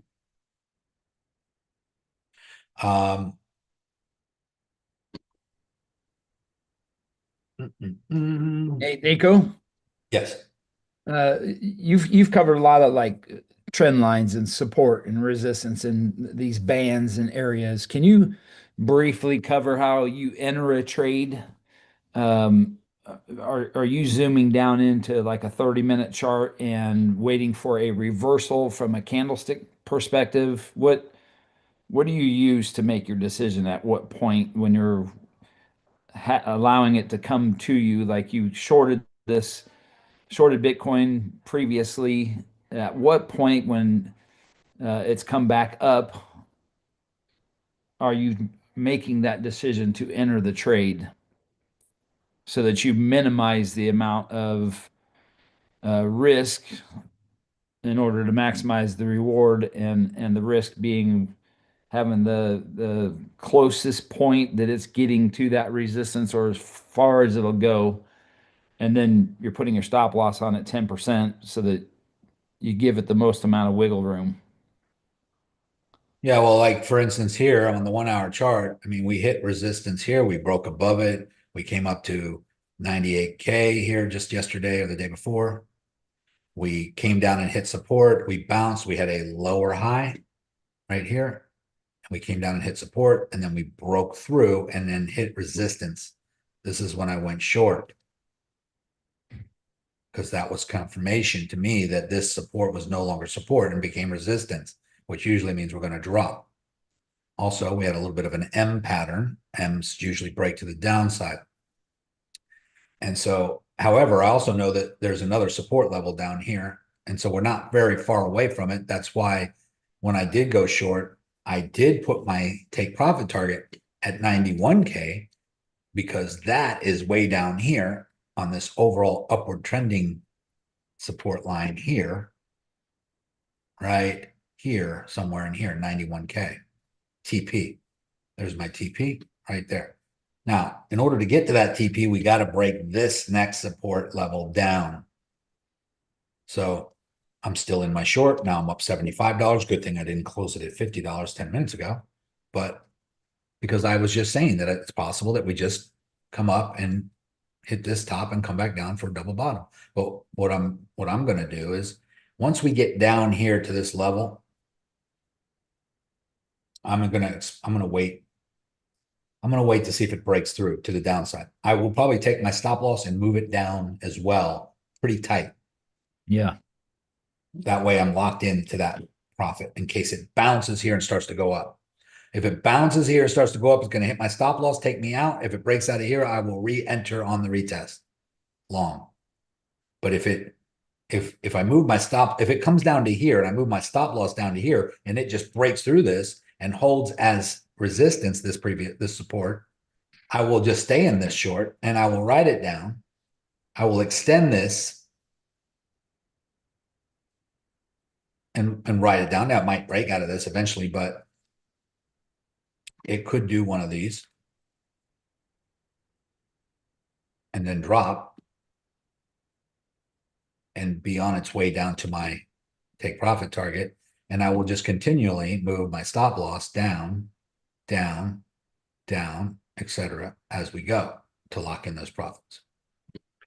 So when it comes to your entry, back to the, and I follow all that when you run the trade, but entry is an important aspect of the beginning. So is exit, but yeah, when we bounced here, after are you just following your yellow line there, pretty close to that you can get a good entry to that yellow line? Well, yeah, I mean, when we broke out of here, out of this resistance, and we went up to 98K, I think I've been talking about this for a while, that we were going to come up to like max pain zone, which was right 96, which we hit. I was talking about the max pain from the Bitcoin expiry on the options. And then when we broke out and went a little bit above that, we came really close to this resistance level up here. We probably did hit it, 98. But once this came back down here and then created a lower high, okay, what's that mean to me? Well, I want to see if it's going to hold support here. Kind of like what we're doing right now. I want to see if it holds support here. It did not. It came down and held support, bounced, but made a lower high and came down and hit it again and then went through and then retested as resistance and then finally started to drop. So now I'm in between my short here and the next support level, and I'm waiting for the same thing to happen. It's either going to come down, bounce, and break through and retest here and drop. If that happens, I'm going to stay in my short. But if it doesn't happen, and we just bounce here and break out here, then it's going to hit my stop loss because I'm going to move my stop loss down as we go down. It's going to take me out, which is okay. I'll make couple hundred bucks by then probably. And then once we break out of, so what I'm waiting for, I'm either waiting for a breakout of this support to the downside,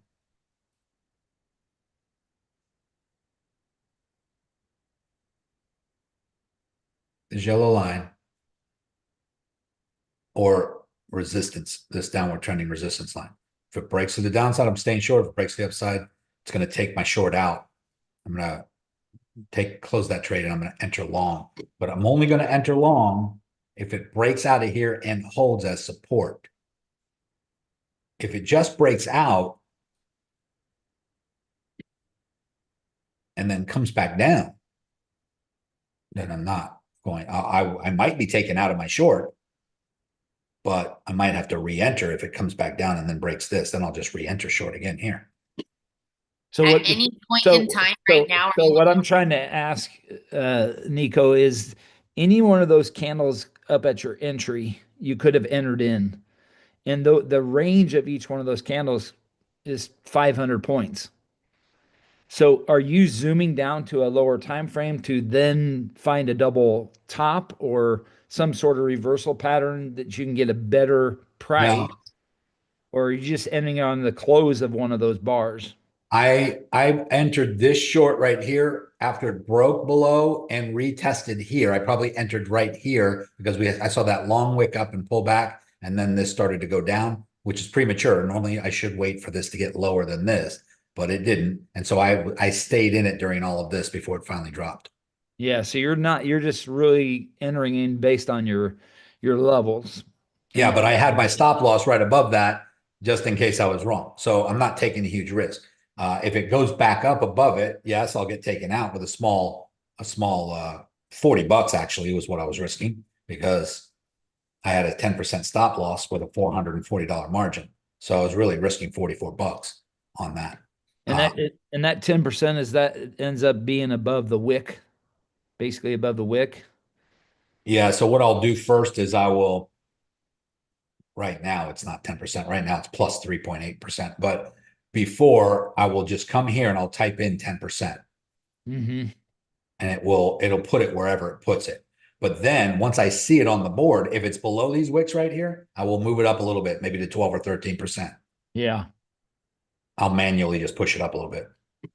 Yeah. That is not the best technical way of doing things, but that's how I get it on the board at 10%. And then I look at it to see if it's near the liquidity areas, because I don't want it to be where it could be wicked up and easily taken out. Because as you see, all these wicks wicked above and came back down. So I would put it out of the way. In fact, you could put it further out of the way, you could put 20%.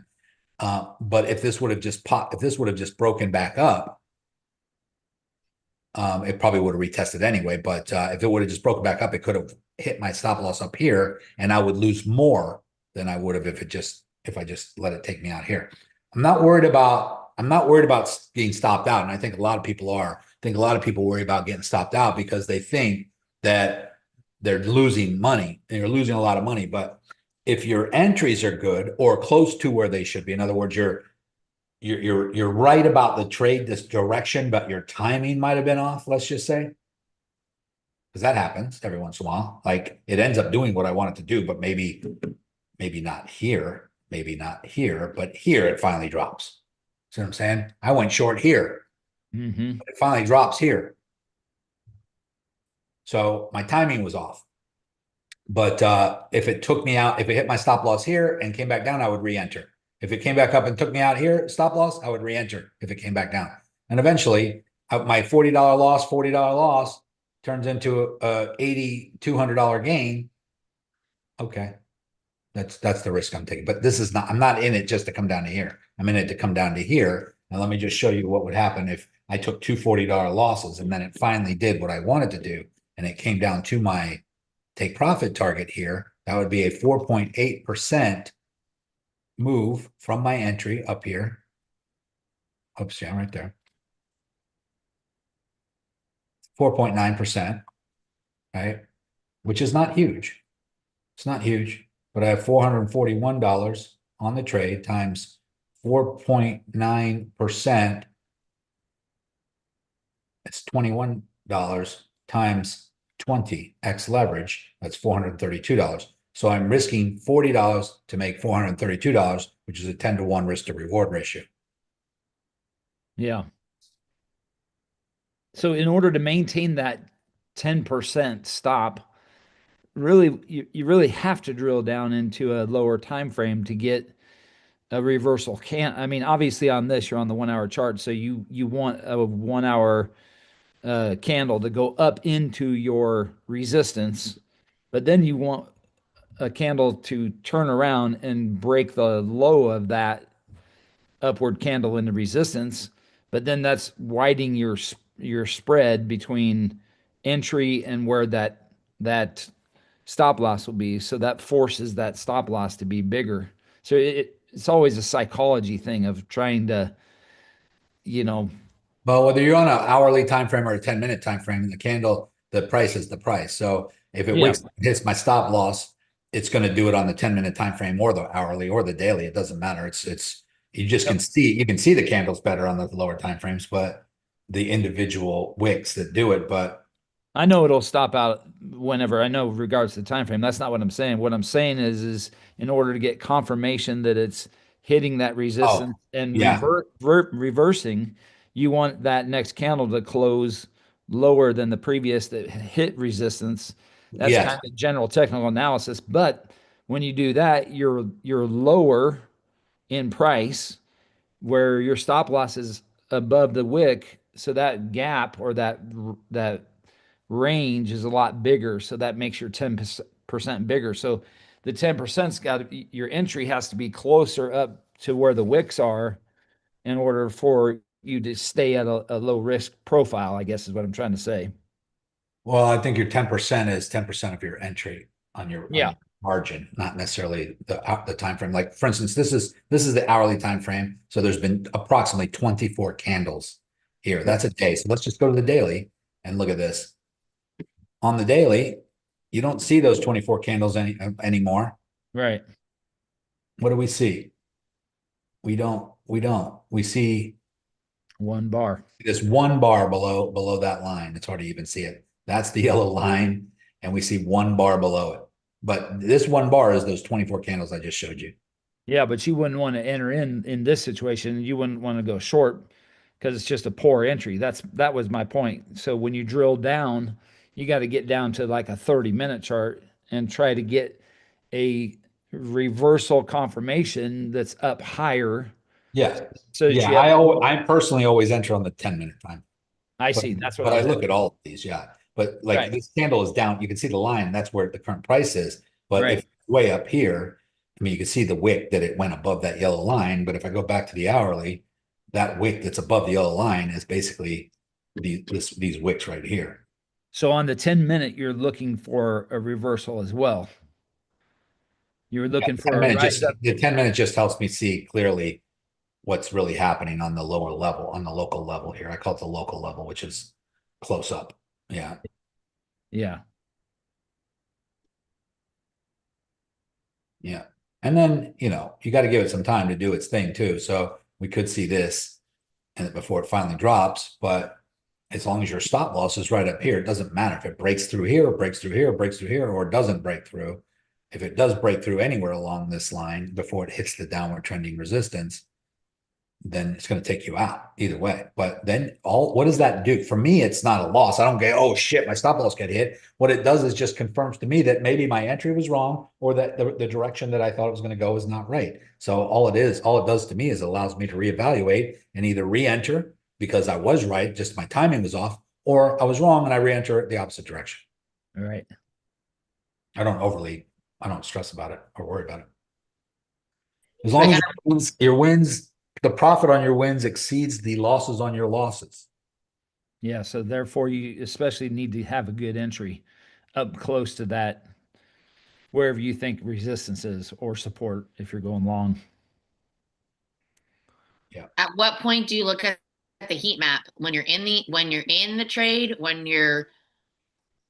or do you not look at it at all, Nico? Yeah, I look at it. I bounce around. I look at it. I mean, right now, we do have some liquidity down here to come get at the 93, 94 level. I think we're going to drop down to it, which is right here on the support line that I have. And we might even wick down below it a little bit and touch this line, which would be that it could break that line, guys. It could break that support, and then I'll just stay in my short. And my original thesis was right, which was this. If we break that. But why? I mean, we did have kind of a head and shoulders up here too, if you think about it. And when you have that, a lot of times we break to the depth from the head to where the shoulders are.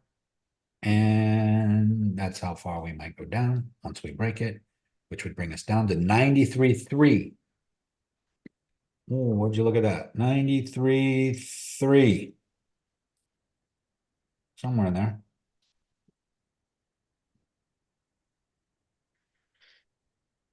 And then if we hold under there, comes back up, hits resistance. Instead of support on this line, it resists there. Oh yeah. I'm just going to move my stop loss down to there. And then once I'm going to put my stop loss here above that line because that's still a major support level because it could always come up and retest that as resistance. Right? But let's say it hits that as resistance and starts to come down. And then it comes down and hits resistance somewhere else. Let's say right here. Support rather. And bounces, comes up and hits resistance again there and starts to come back for a lower. And then what I'm going to do is at this point, I'm going to move my stop loss from here down to here because that would be above this resistance. And then if it drops down to below this line and comes up and retests that, shit, sorry.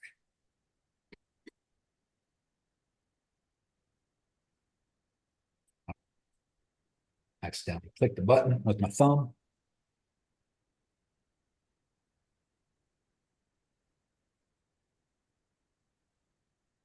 Nico, any Optio news before you close?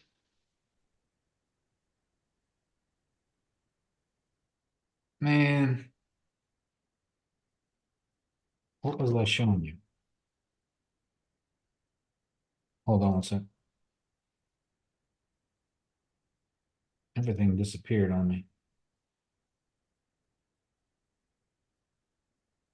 I don't have any Optio news. Billy is with his family up north where his mom, I think they're having the funeral and doing all that stuff. So he's been kind of preoccupied with that. I did reach out to him yesterday and I didn't say, let me know when you're free to get on a live call. I just said, I know we had a live call scheduled. Let me know when, I know you're spending time with your family. Just get back to me when you're ready. And he did not respond to that yet. Normally responds right away. So as far as having him on,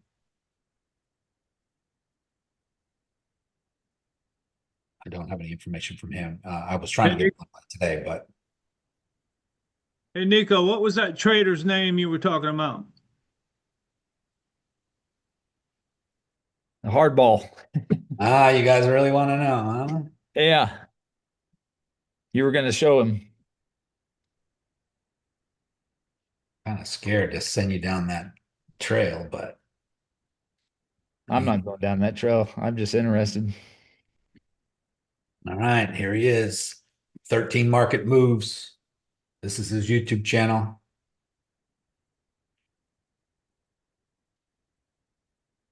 Let me just give you a taste of what he sounds like.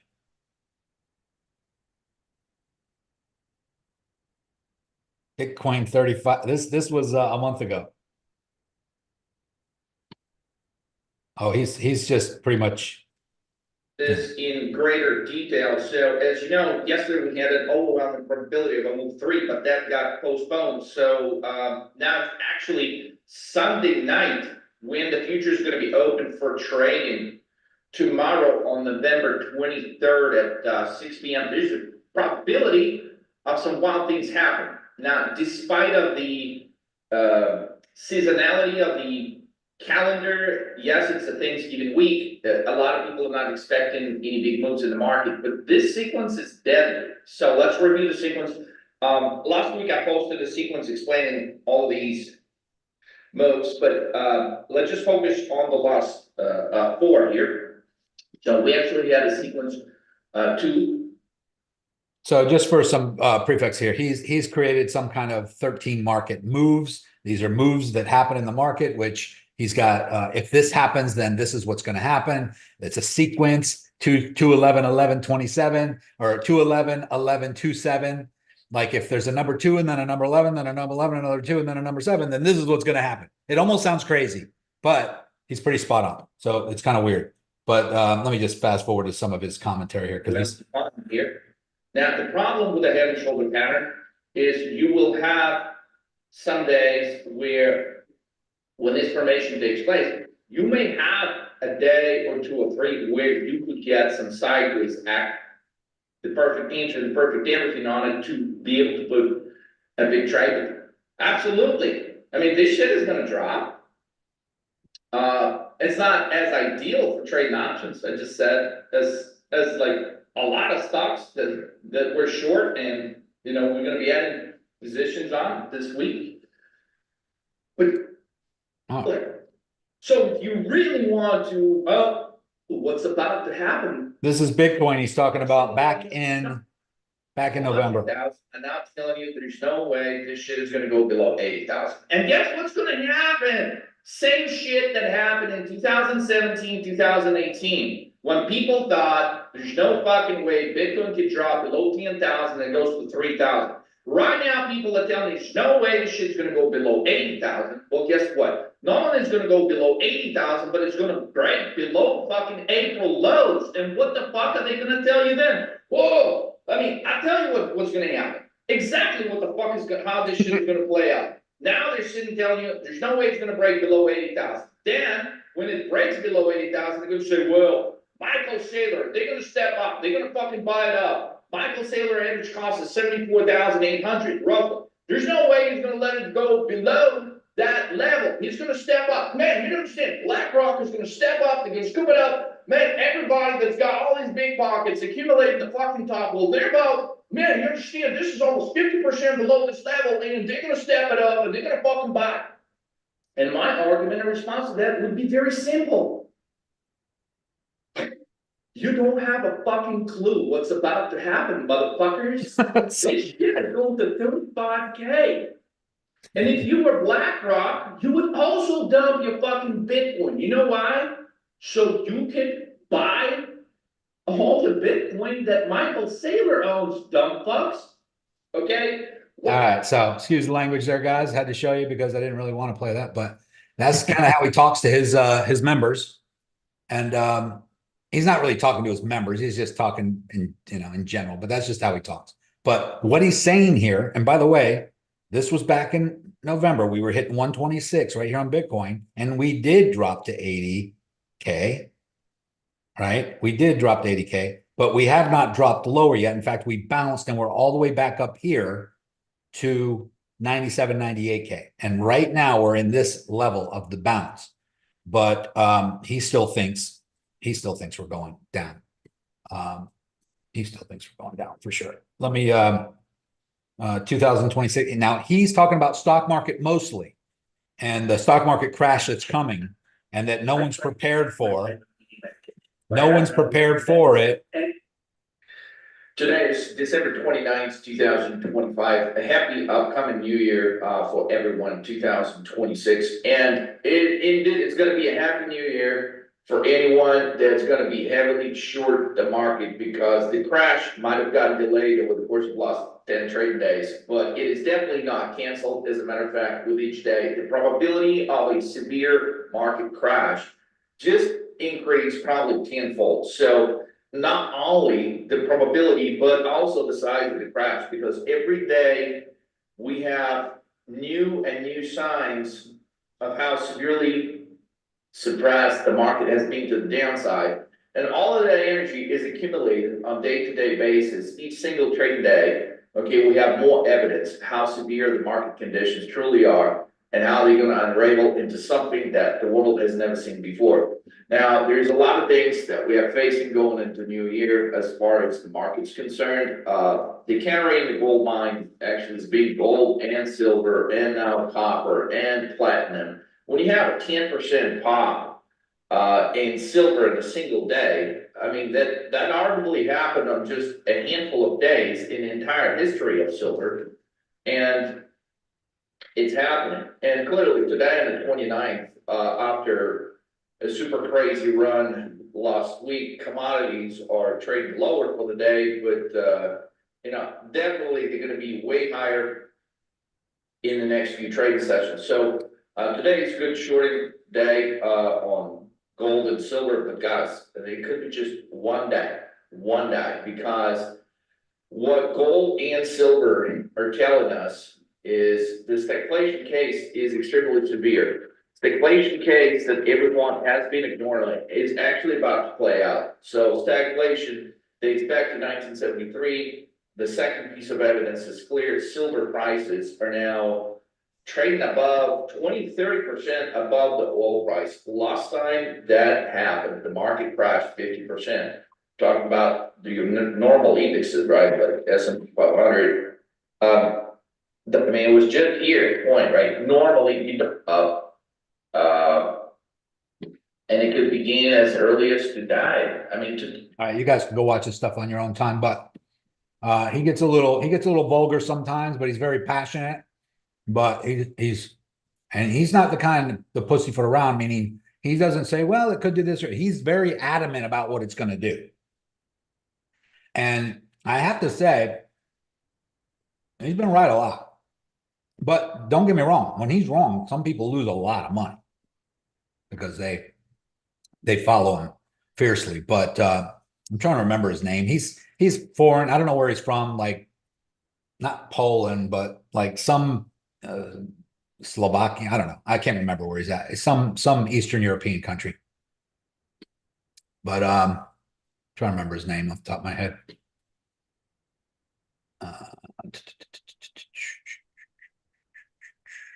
Anyway, you can go. He uses a lot of imagery, a lot of funny stuff. They're not cheap, but their coaches expect you to do what they tell you to do, and they basically take very high risk trades. But they do make a lot of money when they're right.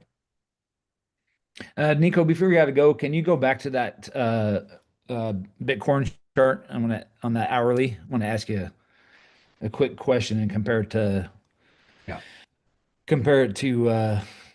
XRP. So you see that large candle going up to the left shoulder. Yeah. And then down below that, in the body of that candle, the green candle, the big green candle. Yep, right straight above there. That's a fair value gap from where you're at up to the reversal up above. Yeah. It's in the candle. It's the imbalance in the candle. And then the market pulled back and filled that and then went up higher. And then it's come back to that that same area where we're at now. So now if Bitcoin plays out like it could, it can play out in any number of ways, but if it plays out like it could go down to 91,000, that's going to drag the rest of crypto down. Yeah. So if you go to the daily chart of XRP, this has always been pretty intriguing to me on XRP. XRP is at to me, it's a great price. Would you like to get it at 50 cents? Yeah, but can you go out wider so you can see where it went up from 50 cents or 40 cents? Yeah, but if Bitcoin goes down to 90 or 91, XRP is going to be right here at about $1.80. Doesn't move as much. Yeah. Even on this drop right here, it went down to $1.25. That was back on October 18th when we had that big dump. Yeah. But it pulled back up so fast, $3 billion came back in so fast that you didn't even have time to buy down here. It's like it's meeting back up in this channel. So if you zoom out, can you zoom out for a longer time period so you can see where it went up from, that basically, right there. To me, that's a lot of one-sided trading. It's imbalance going up from 50 cents or 60 cents up to basically $2.85. Well, $3 or whatever. Yeah. But so at some point, it seems like that would back and fill. It would balance out. And when you look at that rise up there, where it went from 60 up to 260 or whatever, that right there, that is one big fair value gap. That's out of balance. Yep, it did come down and retest this area right here, right there. Yep. On that drop. But that gap you're talking about has happened before. down here, and it never came back. Right. It does come up and hit the previous high as resistance breaks through. This time it didn't come back down to retest it. Yeah. But we do have an upward trending support line, and it did come all the way to there before popping up again. And so it could come all the way to this line again. But even if it drops below all this, where is it going to go? Is it going to come down to this line at $1.14, $1.15? That would have to happen relatively quickly. But if it stays above this support, which is above this, and this is the high, and we did come up and hit that. That would be equivalent to this. This is the high, and we did come up and hit that. And we pulled all the way back down to retest this one before breaking out. Right. Here, we came all the way up to here. We come back down and we hit the second line, which is the downward trending resistance. And then we come and we break out. And right here, we came up and hit that, which was this one. We went through that all the way up to the top, which is this one. And then we come back down and retest the floor, which is this line right here, which is the middle one, very similar to here. But the only difference here is that, I'm sorry, here. Yeah, the only difference down here is that we did not come back down to retest this line. And what's happening to me, I think, is that unlike Bitcoin is traded as a speculative asset where people are trying to buy it and make money by selling it at a higher price. I think people are doing that with XRP retail traders, but not the institutions. They're buying and buying and buying and piling in, and they're buying the reserves from OTC over the counter. And I think once that dries up, they're going to have to start buying from the retail markets.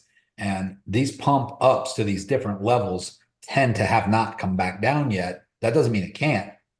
I don't think that would mean that it can't come back down, but are you suggesting that you think that it could fall back through down to these levels somewhere? Is that what you're saying? No, I was just going to get your thoughts on how you view fair value gaps. And just like a head and shoulder or a double top, they work when they work. They have a probability factor to them, but this could be the time the head and shoulder doesn't work on Bitcoin. And same thing with fair value gaps. Same thing with support and resistance. They work when they work. And there are things you look at as pointers, as a guide, for your trade setup. So if Bitcoin came back to, whatever, 91 and broke that, I'm not hoping for that. I'm just going to trade accordingly. But if it did, it seems like XRP would break down as well, and get below that support it's been banging against all this time. I would imagine it will go up just because of the utility side of XRP versus the speculative side, like you were describing before.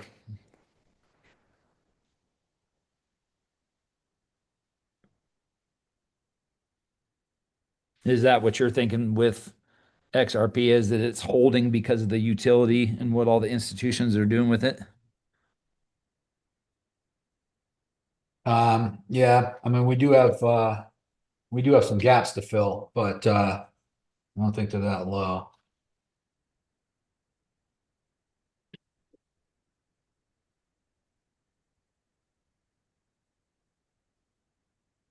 Hold on a sec.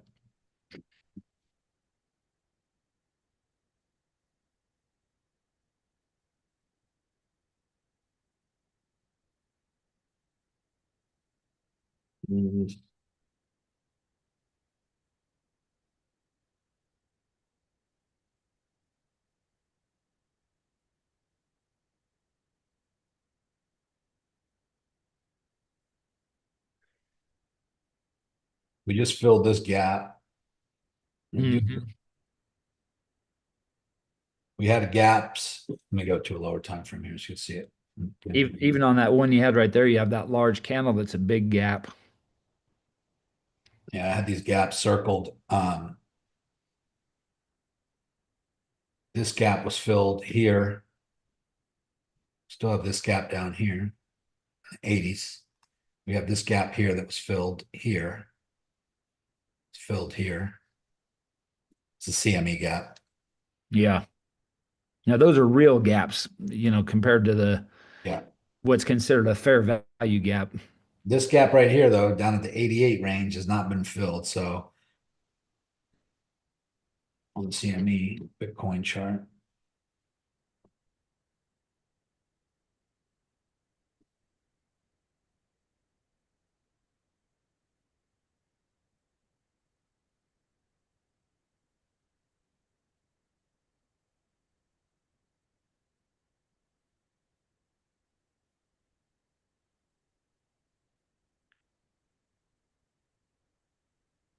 I mean, there's a lot of levels where we wick down into this floor. This is the floor. This whole grayed out area I have here is kind of the floor. As you can see, we've come all the way down a few times down to this level, somewhere in here. I have the bottom of the floor at $1.72.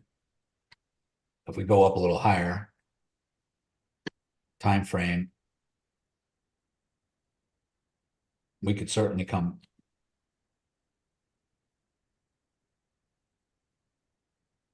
We could certainly come into this floor. Only a couple times did we wick down below this level, which is here once, immediately bounced back out, here once, instantly bounced back out, and here we bounced back out, and here we bounced back out. So this zone right here to me is the floor.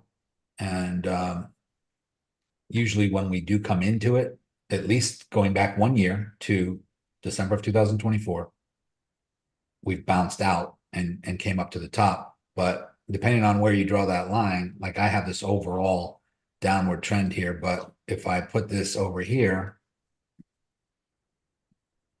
it starts to look very similar to the last time.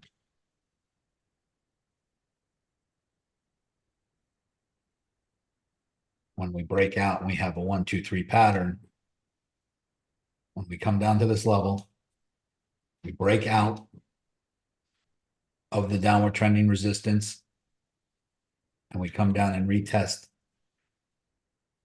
before we bounce out. We could be at the 1 right now, maybe not.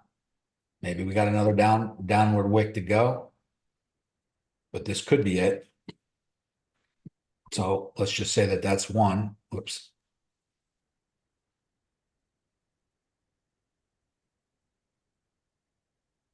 And number 2 hasn't happened yet.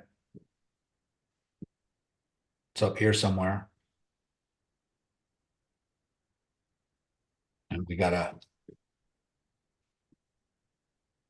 break out and come up and hit that first before we come down and retest the number 3 pattern. If you're expecting this to do the same thing it's done every time that it's done this so far. But it also looks very similar when you look at all the other times we've had these patterns on the previous sideways wedges. This one was more upward trending.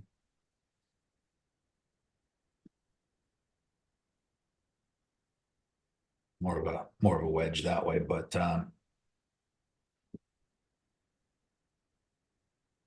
yeah, it's hard to predict the future based on history, but every cycle, I mean, every increment has gone up higher to another level and stayed and held support above the previous high.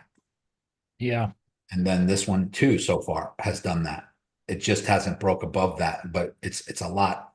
The percentage jump from here to here, I mean, we were down here at $1. I mean, we were down here at, 0.007 cents. And then we went up to 40 cents in a matter of days. And so that would be equivalent to us.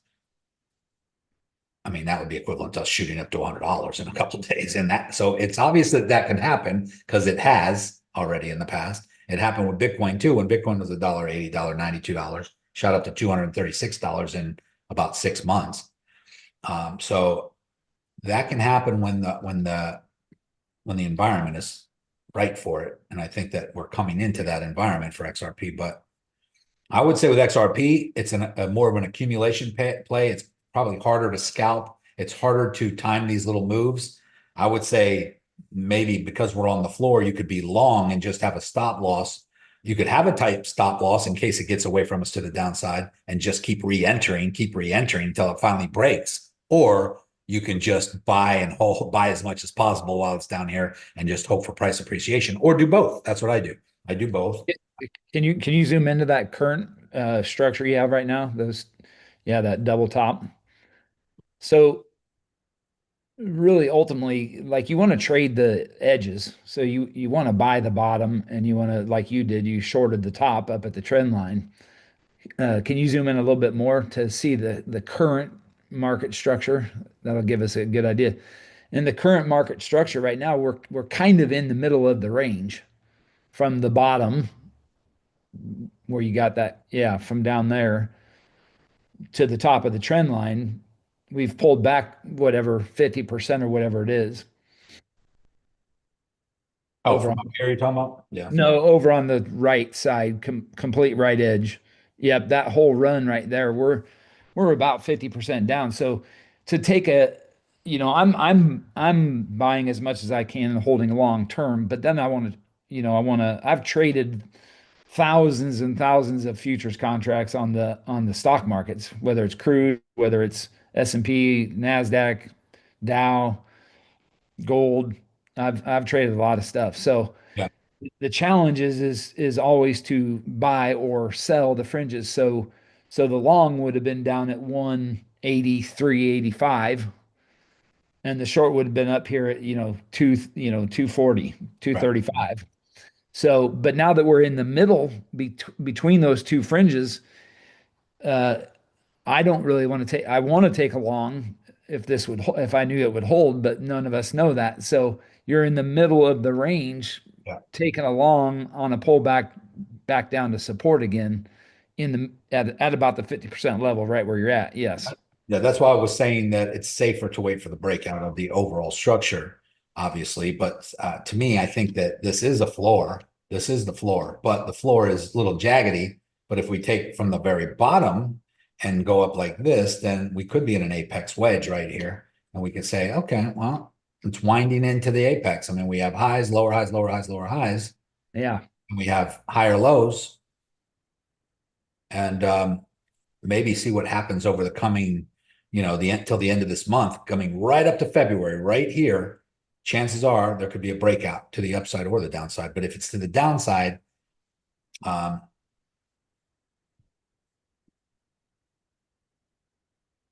it might look like something like this, where it wicks down one more time before breaking out. Mm-hmm. Possible. And that's what I was thinking when you look at Bitcoin and the potential for it to go down to 91 or even break that level, down to the 70s, Yeah. possibly. If it does it great. It would drag down XRP, and then even though it's speculation, versus utility, you're still speculating on it to some degree. Yes. And that's where the risk comes in, guys. So listen, but here's one thing that's a fact is that we are much lower. We are much closer to the floor than we are the ceiling. Mm-hmm. And it's hard to time the bottoms. It's hard to get an entry here or here or here or here. But anywhere in here, anywhere up here would have been a great entry before the next pop up. But the question is that not whether you should buy or long now or wait or, is that once it breaks out of this, where's it going? Is it going to stop here? Is it going to be another pump to $3.60, $4, and then come back down again to this wall over here? Because we still have this, we're still far away from this upward trending support. That doesn't mean it has to hit it. Doesn't mean it has to go all the way to the wall, because this time, I mean, every time so far it has since down here. This does go down even further, but this is the history of the trading view on it. But it only goes down. Well, I'm sorry, that does go back to the beginning. This is basically 2013 right here. So there's only a couple, examples of incremental pumps to a new level, and we are now in the third one, the third major one up here. Maybe this little section that we see is not this yet. Maybe it's this. Maybe it's just this. So maybe it's just this.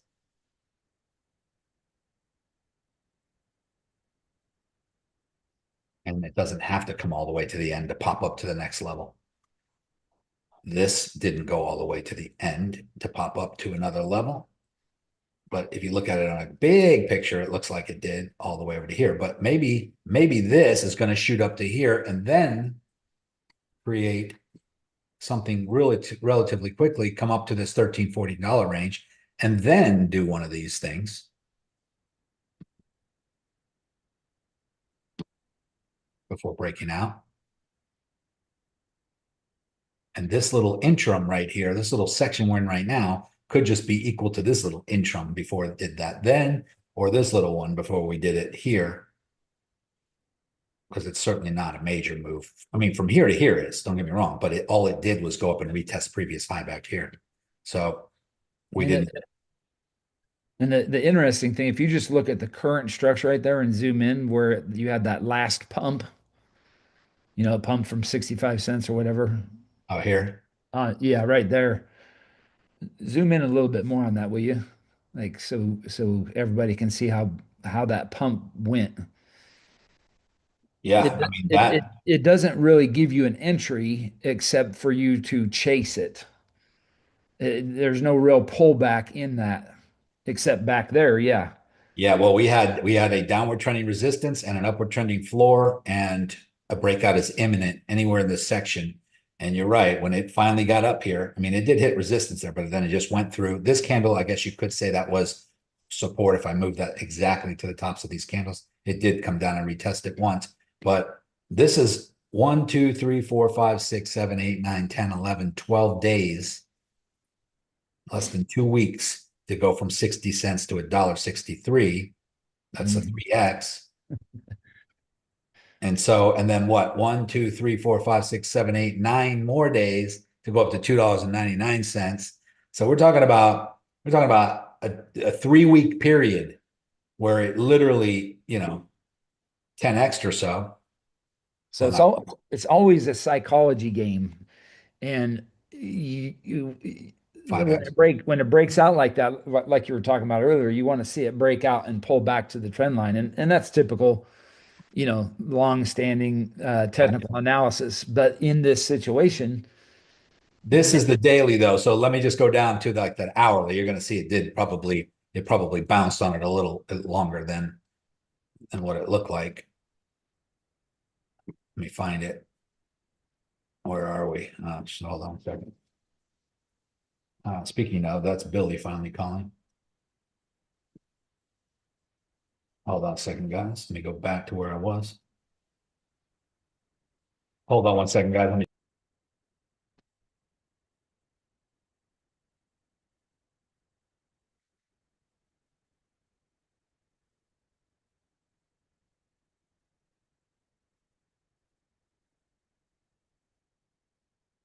I think it was further back, wasn't it?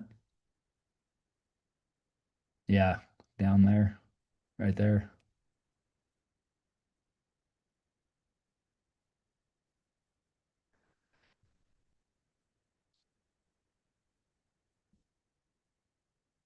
So that's what I was saying before, is that drilling down to a lower time frame, like an hourly chart.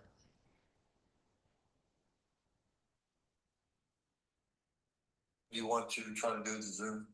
Hold on one second, guys. I'll be right back.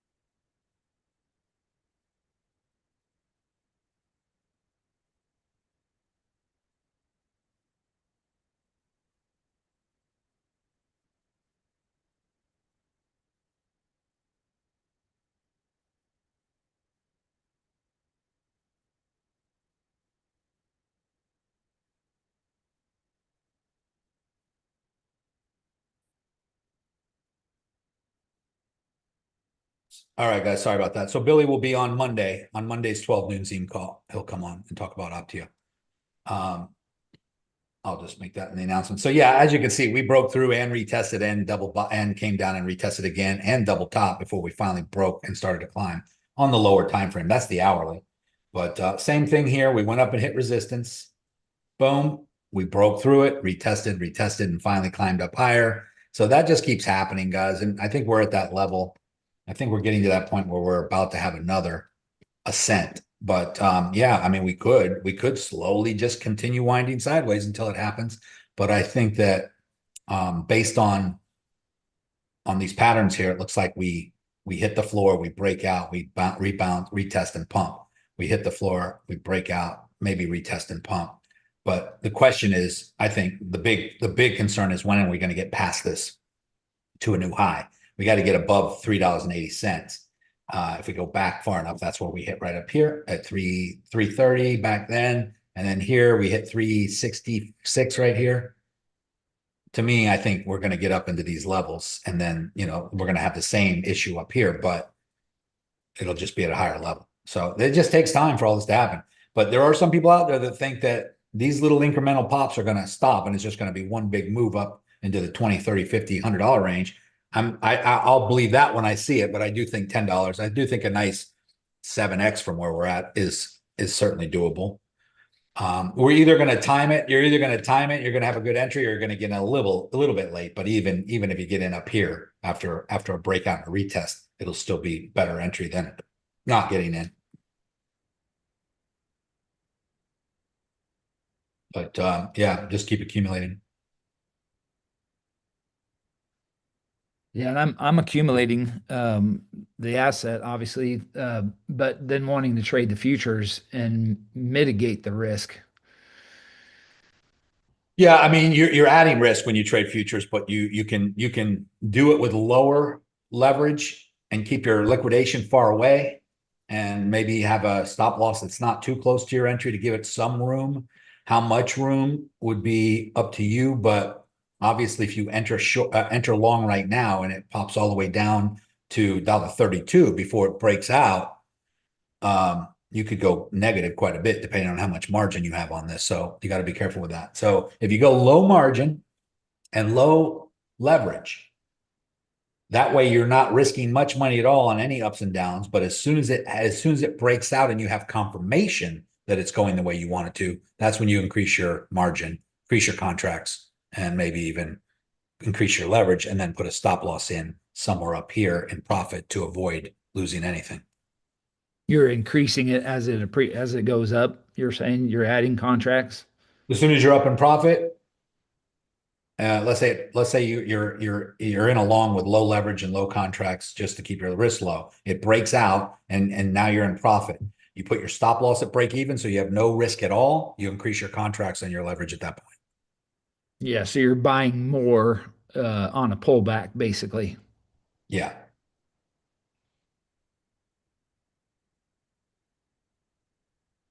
Yep, you're just adding more, but you can't just increase your leverage, because if you increase your leverage, you'll reduce your margin. You have to, if you double your leverage, you got to double your contracts. Mm. So if you have right here, I'm short with 20x. This is Bitcoin, by the way. I'm short at 20x at 8,000 contracts, but I'm at 20x, so that means I'm only risking $440. If I want to double my leverage from 20x to 40x, my margin will drop down to $220. It'll cut my margin in half. So in order for me to counter that, I'm gonna have to double that contracts. Yeah, so you end up having to just buy more contracts.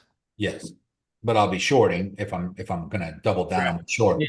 But Right. yes, it's basically adding to my margin, adding to the contracts. Yes. Right. All right, cool. Technically, guys, you can go right here to margin, and you can click this little pencil, and you can increase your margin, but that doesn't really help that much. It just puts more on the trade, but it doesn't increase your percentage gain or anything like that.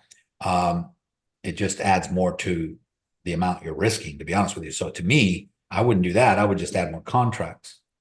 That just allows it more wiggle room, is essentially what it's doing. Yeah. And Nico, how do you increase your contracts? Are you still in the same position? Where do you add your contracts?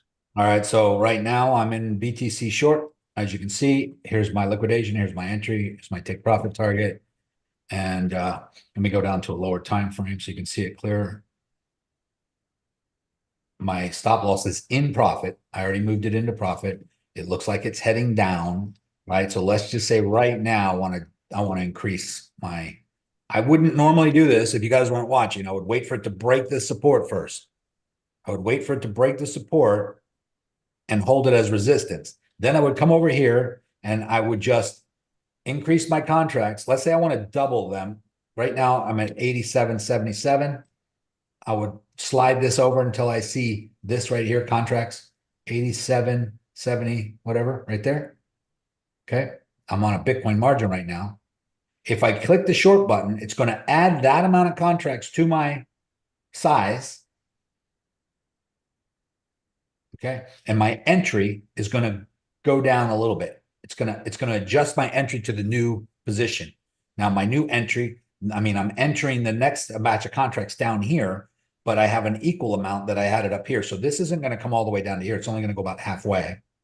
It's the same deal. It's dollar cost averaging it. Your entry is what it's doing. Correct. Perfect. So, I appreciate you sharing that. Yeah. If I do it right now, this is what's going to happen. Short, I'm short 87.7, but I'm adding 8,700. So it's going to bring me to 13.8. Confirm. As you can see, my entry went down a little bit, but now I have 13,000 contracts and my margin is now up a little bit more to $700 worth of Bitcoin. And my stop loss is no longer in profit. But if I want, because I was in profit, I can still move my stop loss down to below my entry into profit. So nothing, I'm still in profit the same amount, $70, because the price hasn't moved since I done that. But as it starts to go down now, I'm making more money because I have more contracts and I have more margin on the trade. If I increase my leverage, then my margin will go down a little bit.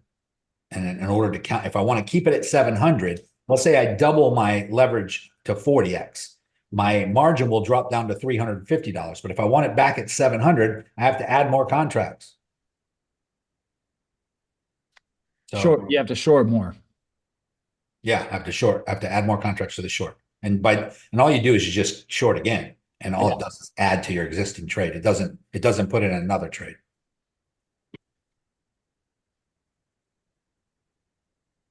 And I don't necessarily recommend doing what I just did. I would wait normally for it to get to a more confirmed level, but there's a little bit of greed factor happening there as well. I mean, the reason why people increase their leverage and double their leverage or go to 100x leverage is usually greed. And there's nothing wrong with it because you think, okay, well, it's heading in the right direction. If I'm trading at 100x leverage, I'm going to make more money. But no, if you go to 100x leverage, you're lowering your margin. So in order for you to get your margin back up, you have to then increase your contract.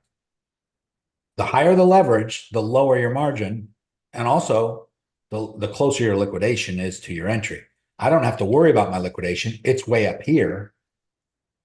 If I went to 100x leverage, it would move all the way down to here. But I would still be in profit. So, and I still have my stop loss in profit. So I will never get liquidated. Even if I went to 100x leverage right now, I could not get liquidated because if it goes against me and starts to go towards my liquidation, it would hit my stop loss in profit. So you don't ever go to 100x leverage until you're already in profit and your stop loss is at least at break even.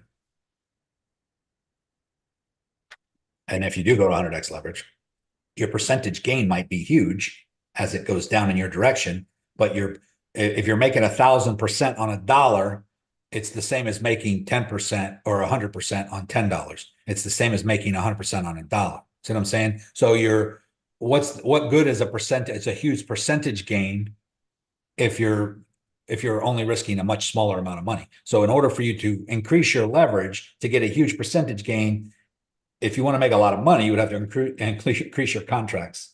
in your margin as well. You know what I'm saying? So to put it another way, if I have $700 margin like I have right now, and I double my leverage to 40x, it's going to cut my margin in half. 350.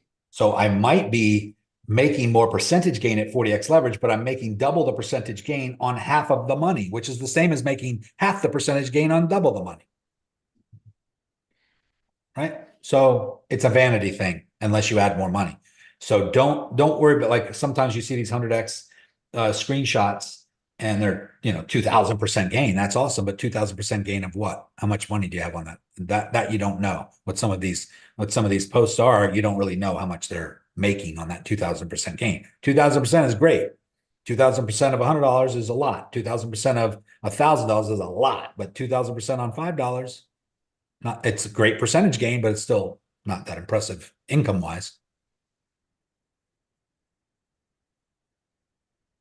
Yeah, it's all relevant. Yeah, it's all relevant. All right, guys, I got to run. I got a call that I'm late for right now. I got Chad waiting for me on another call. I didn't expect to be on this call for 3 hours, but so I got to run. I apologize. I got to cut this one short, but if you have any questions, just ask it in the main chat. Hopefully Thanks, that's Nico. helpful. Thank you, guys. I appreciate all of you, and we'll have Bill on the call for Monday to talk about Optio as well. Yeah, cool. Thanks, Nico.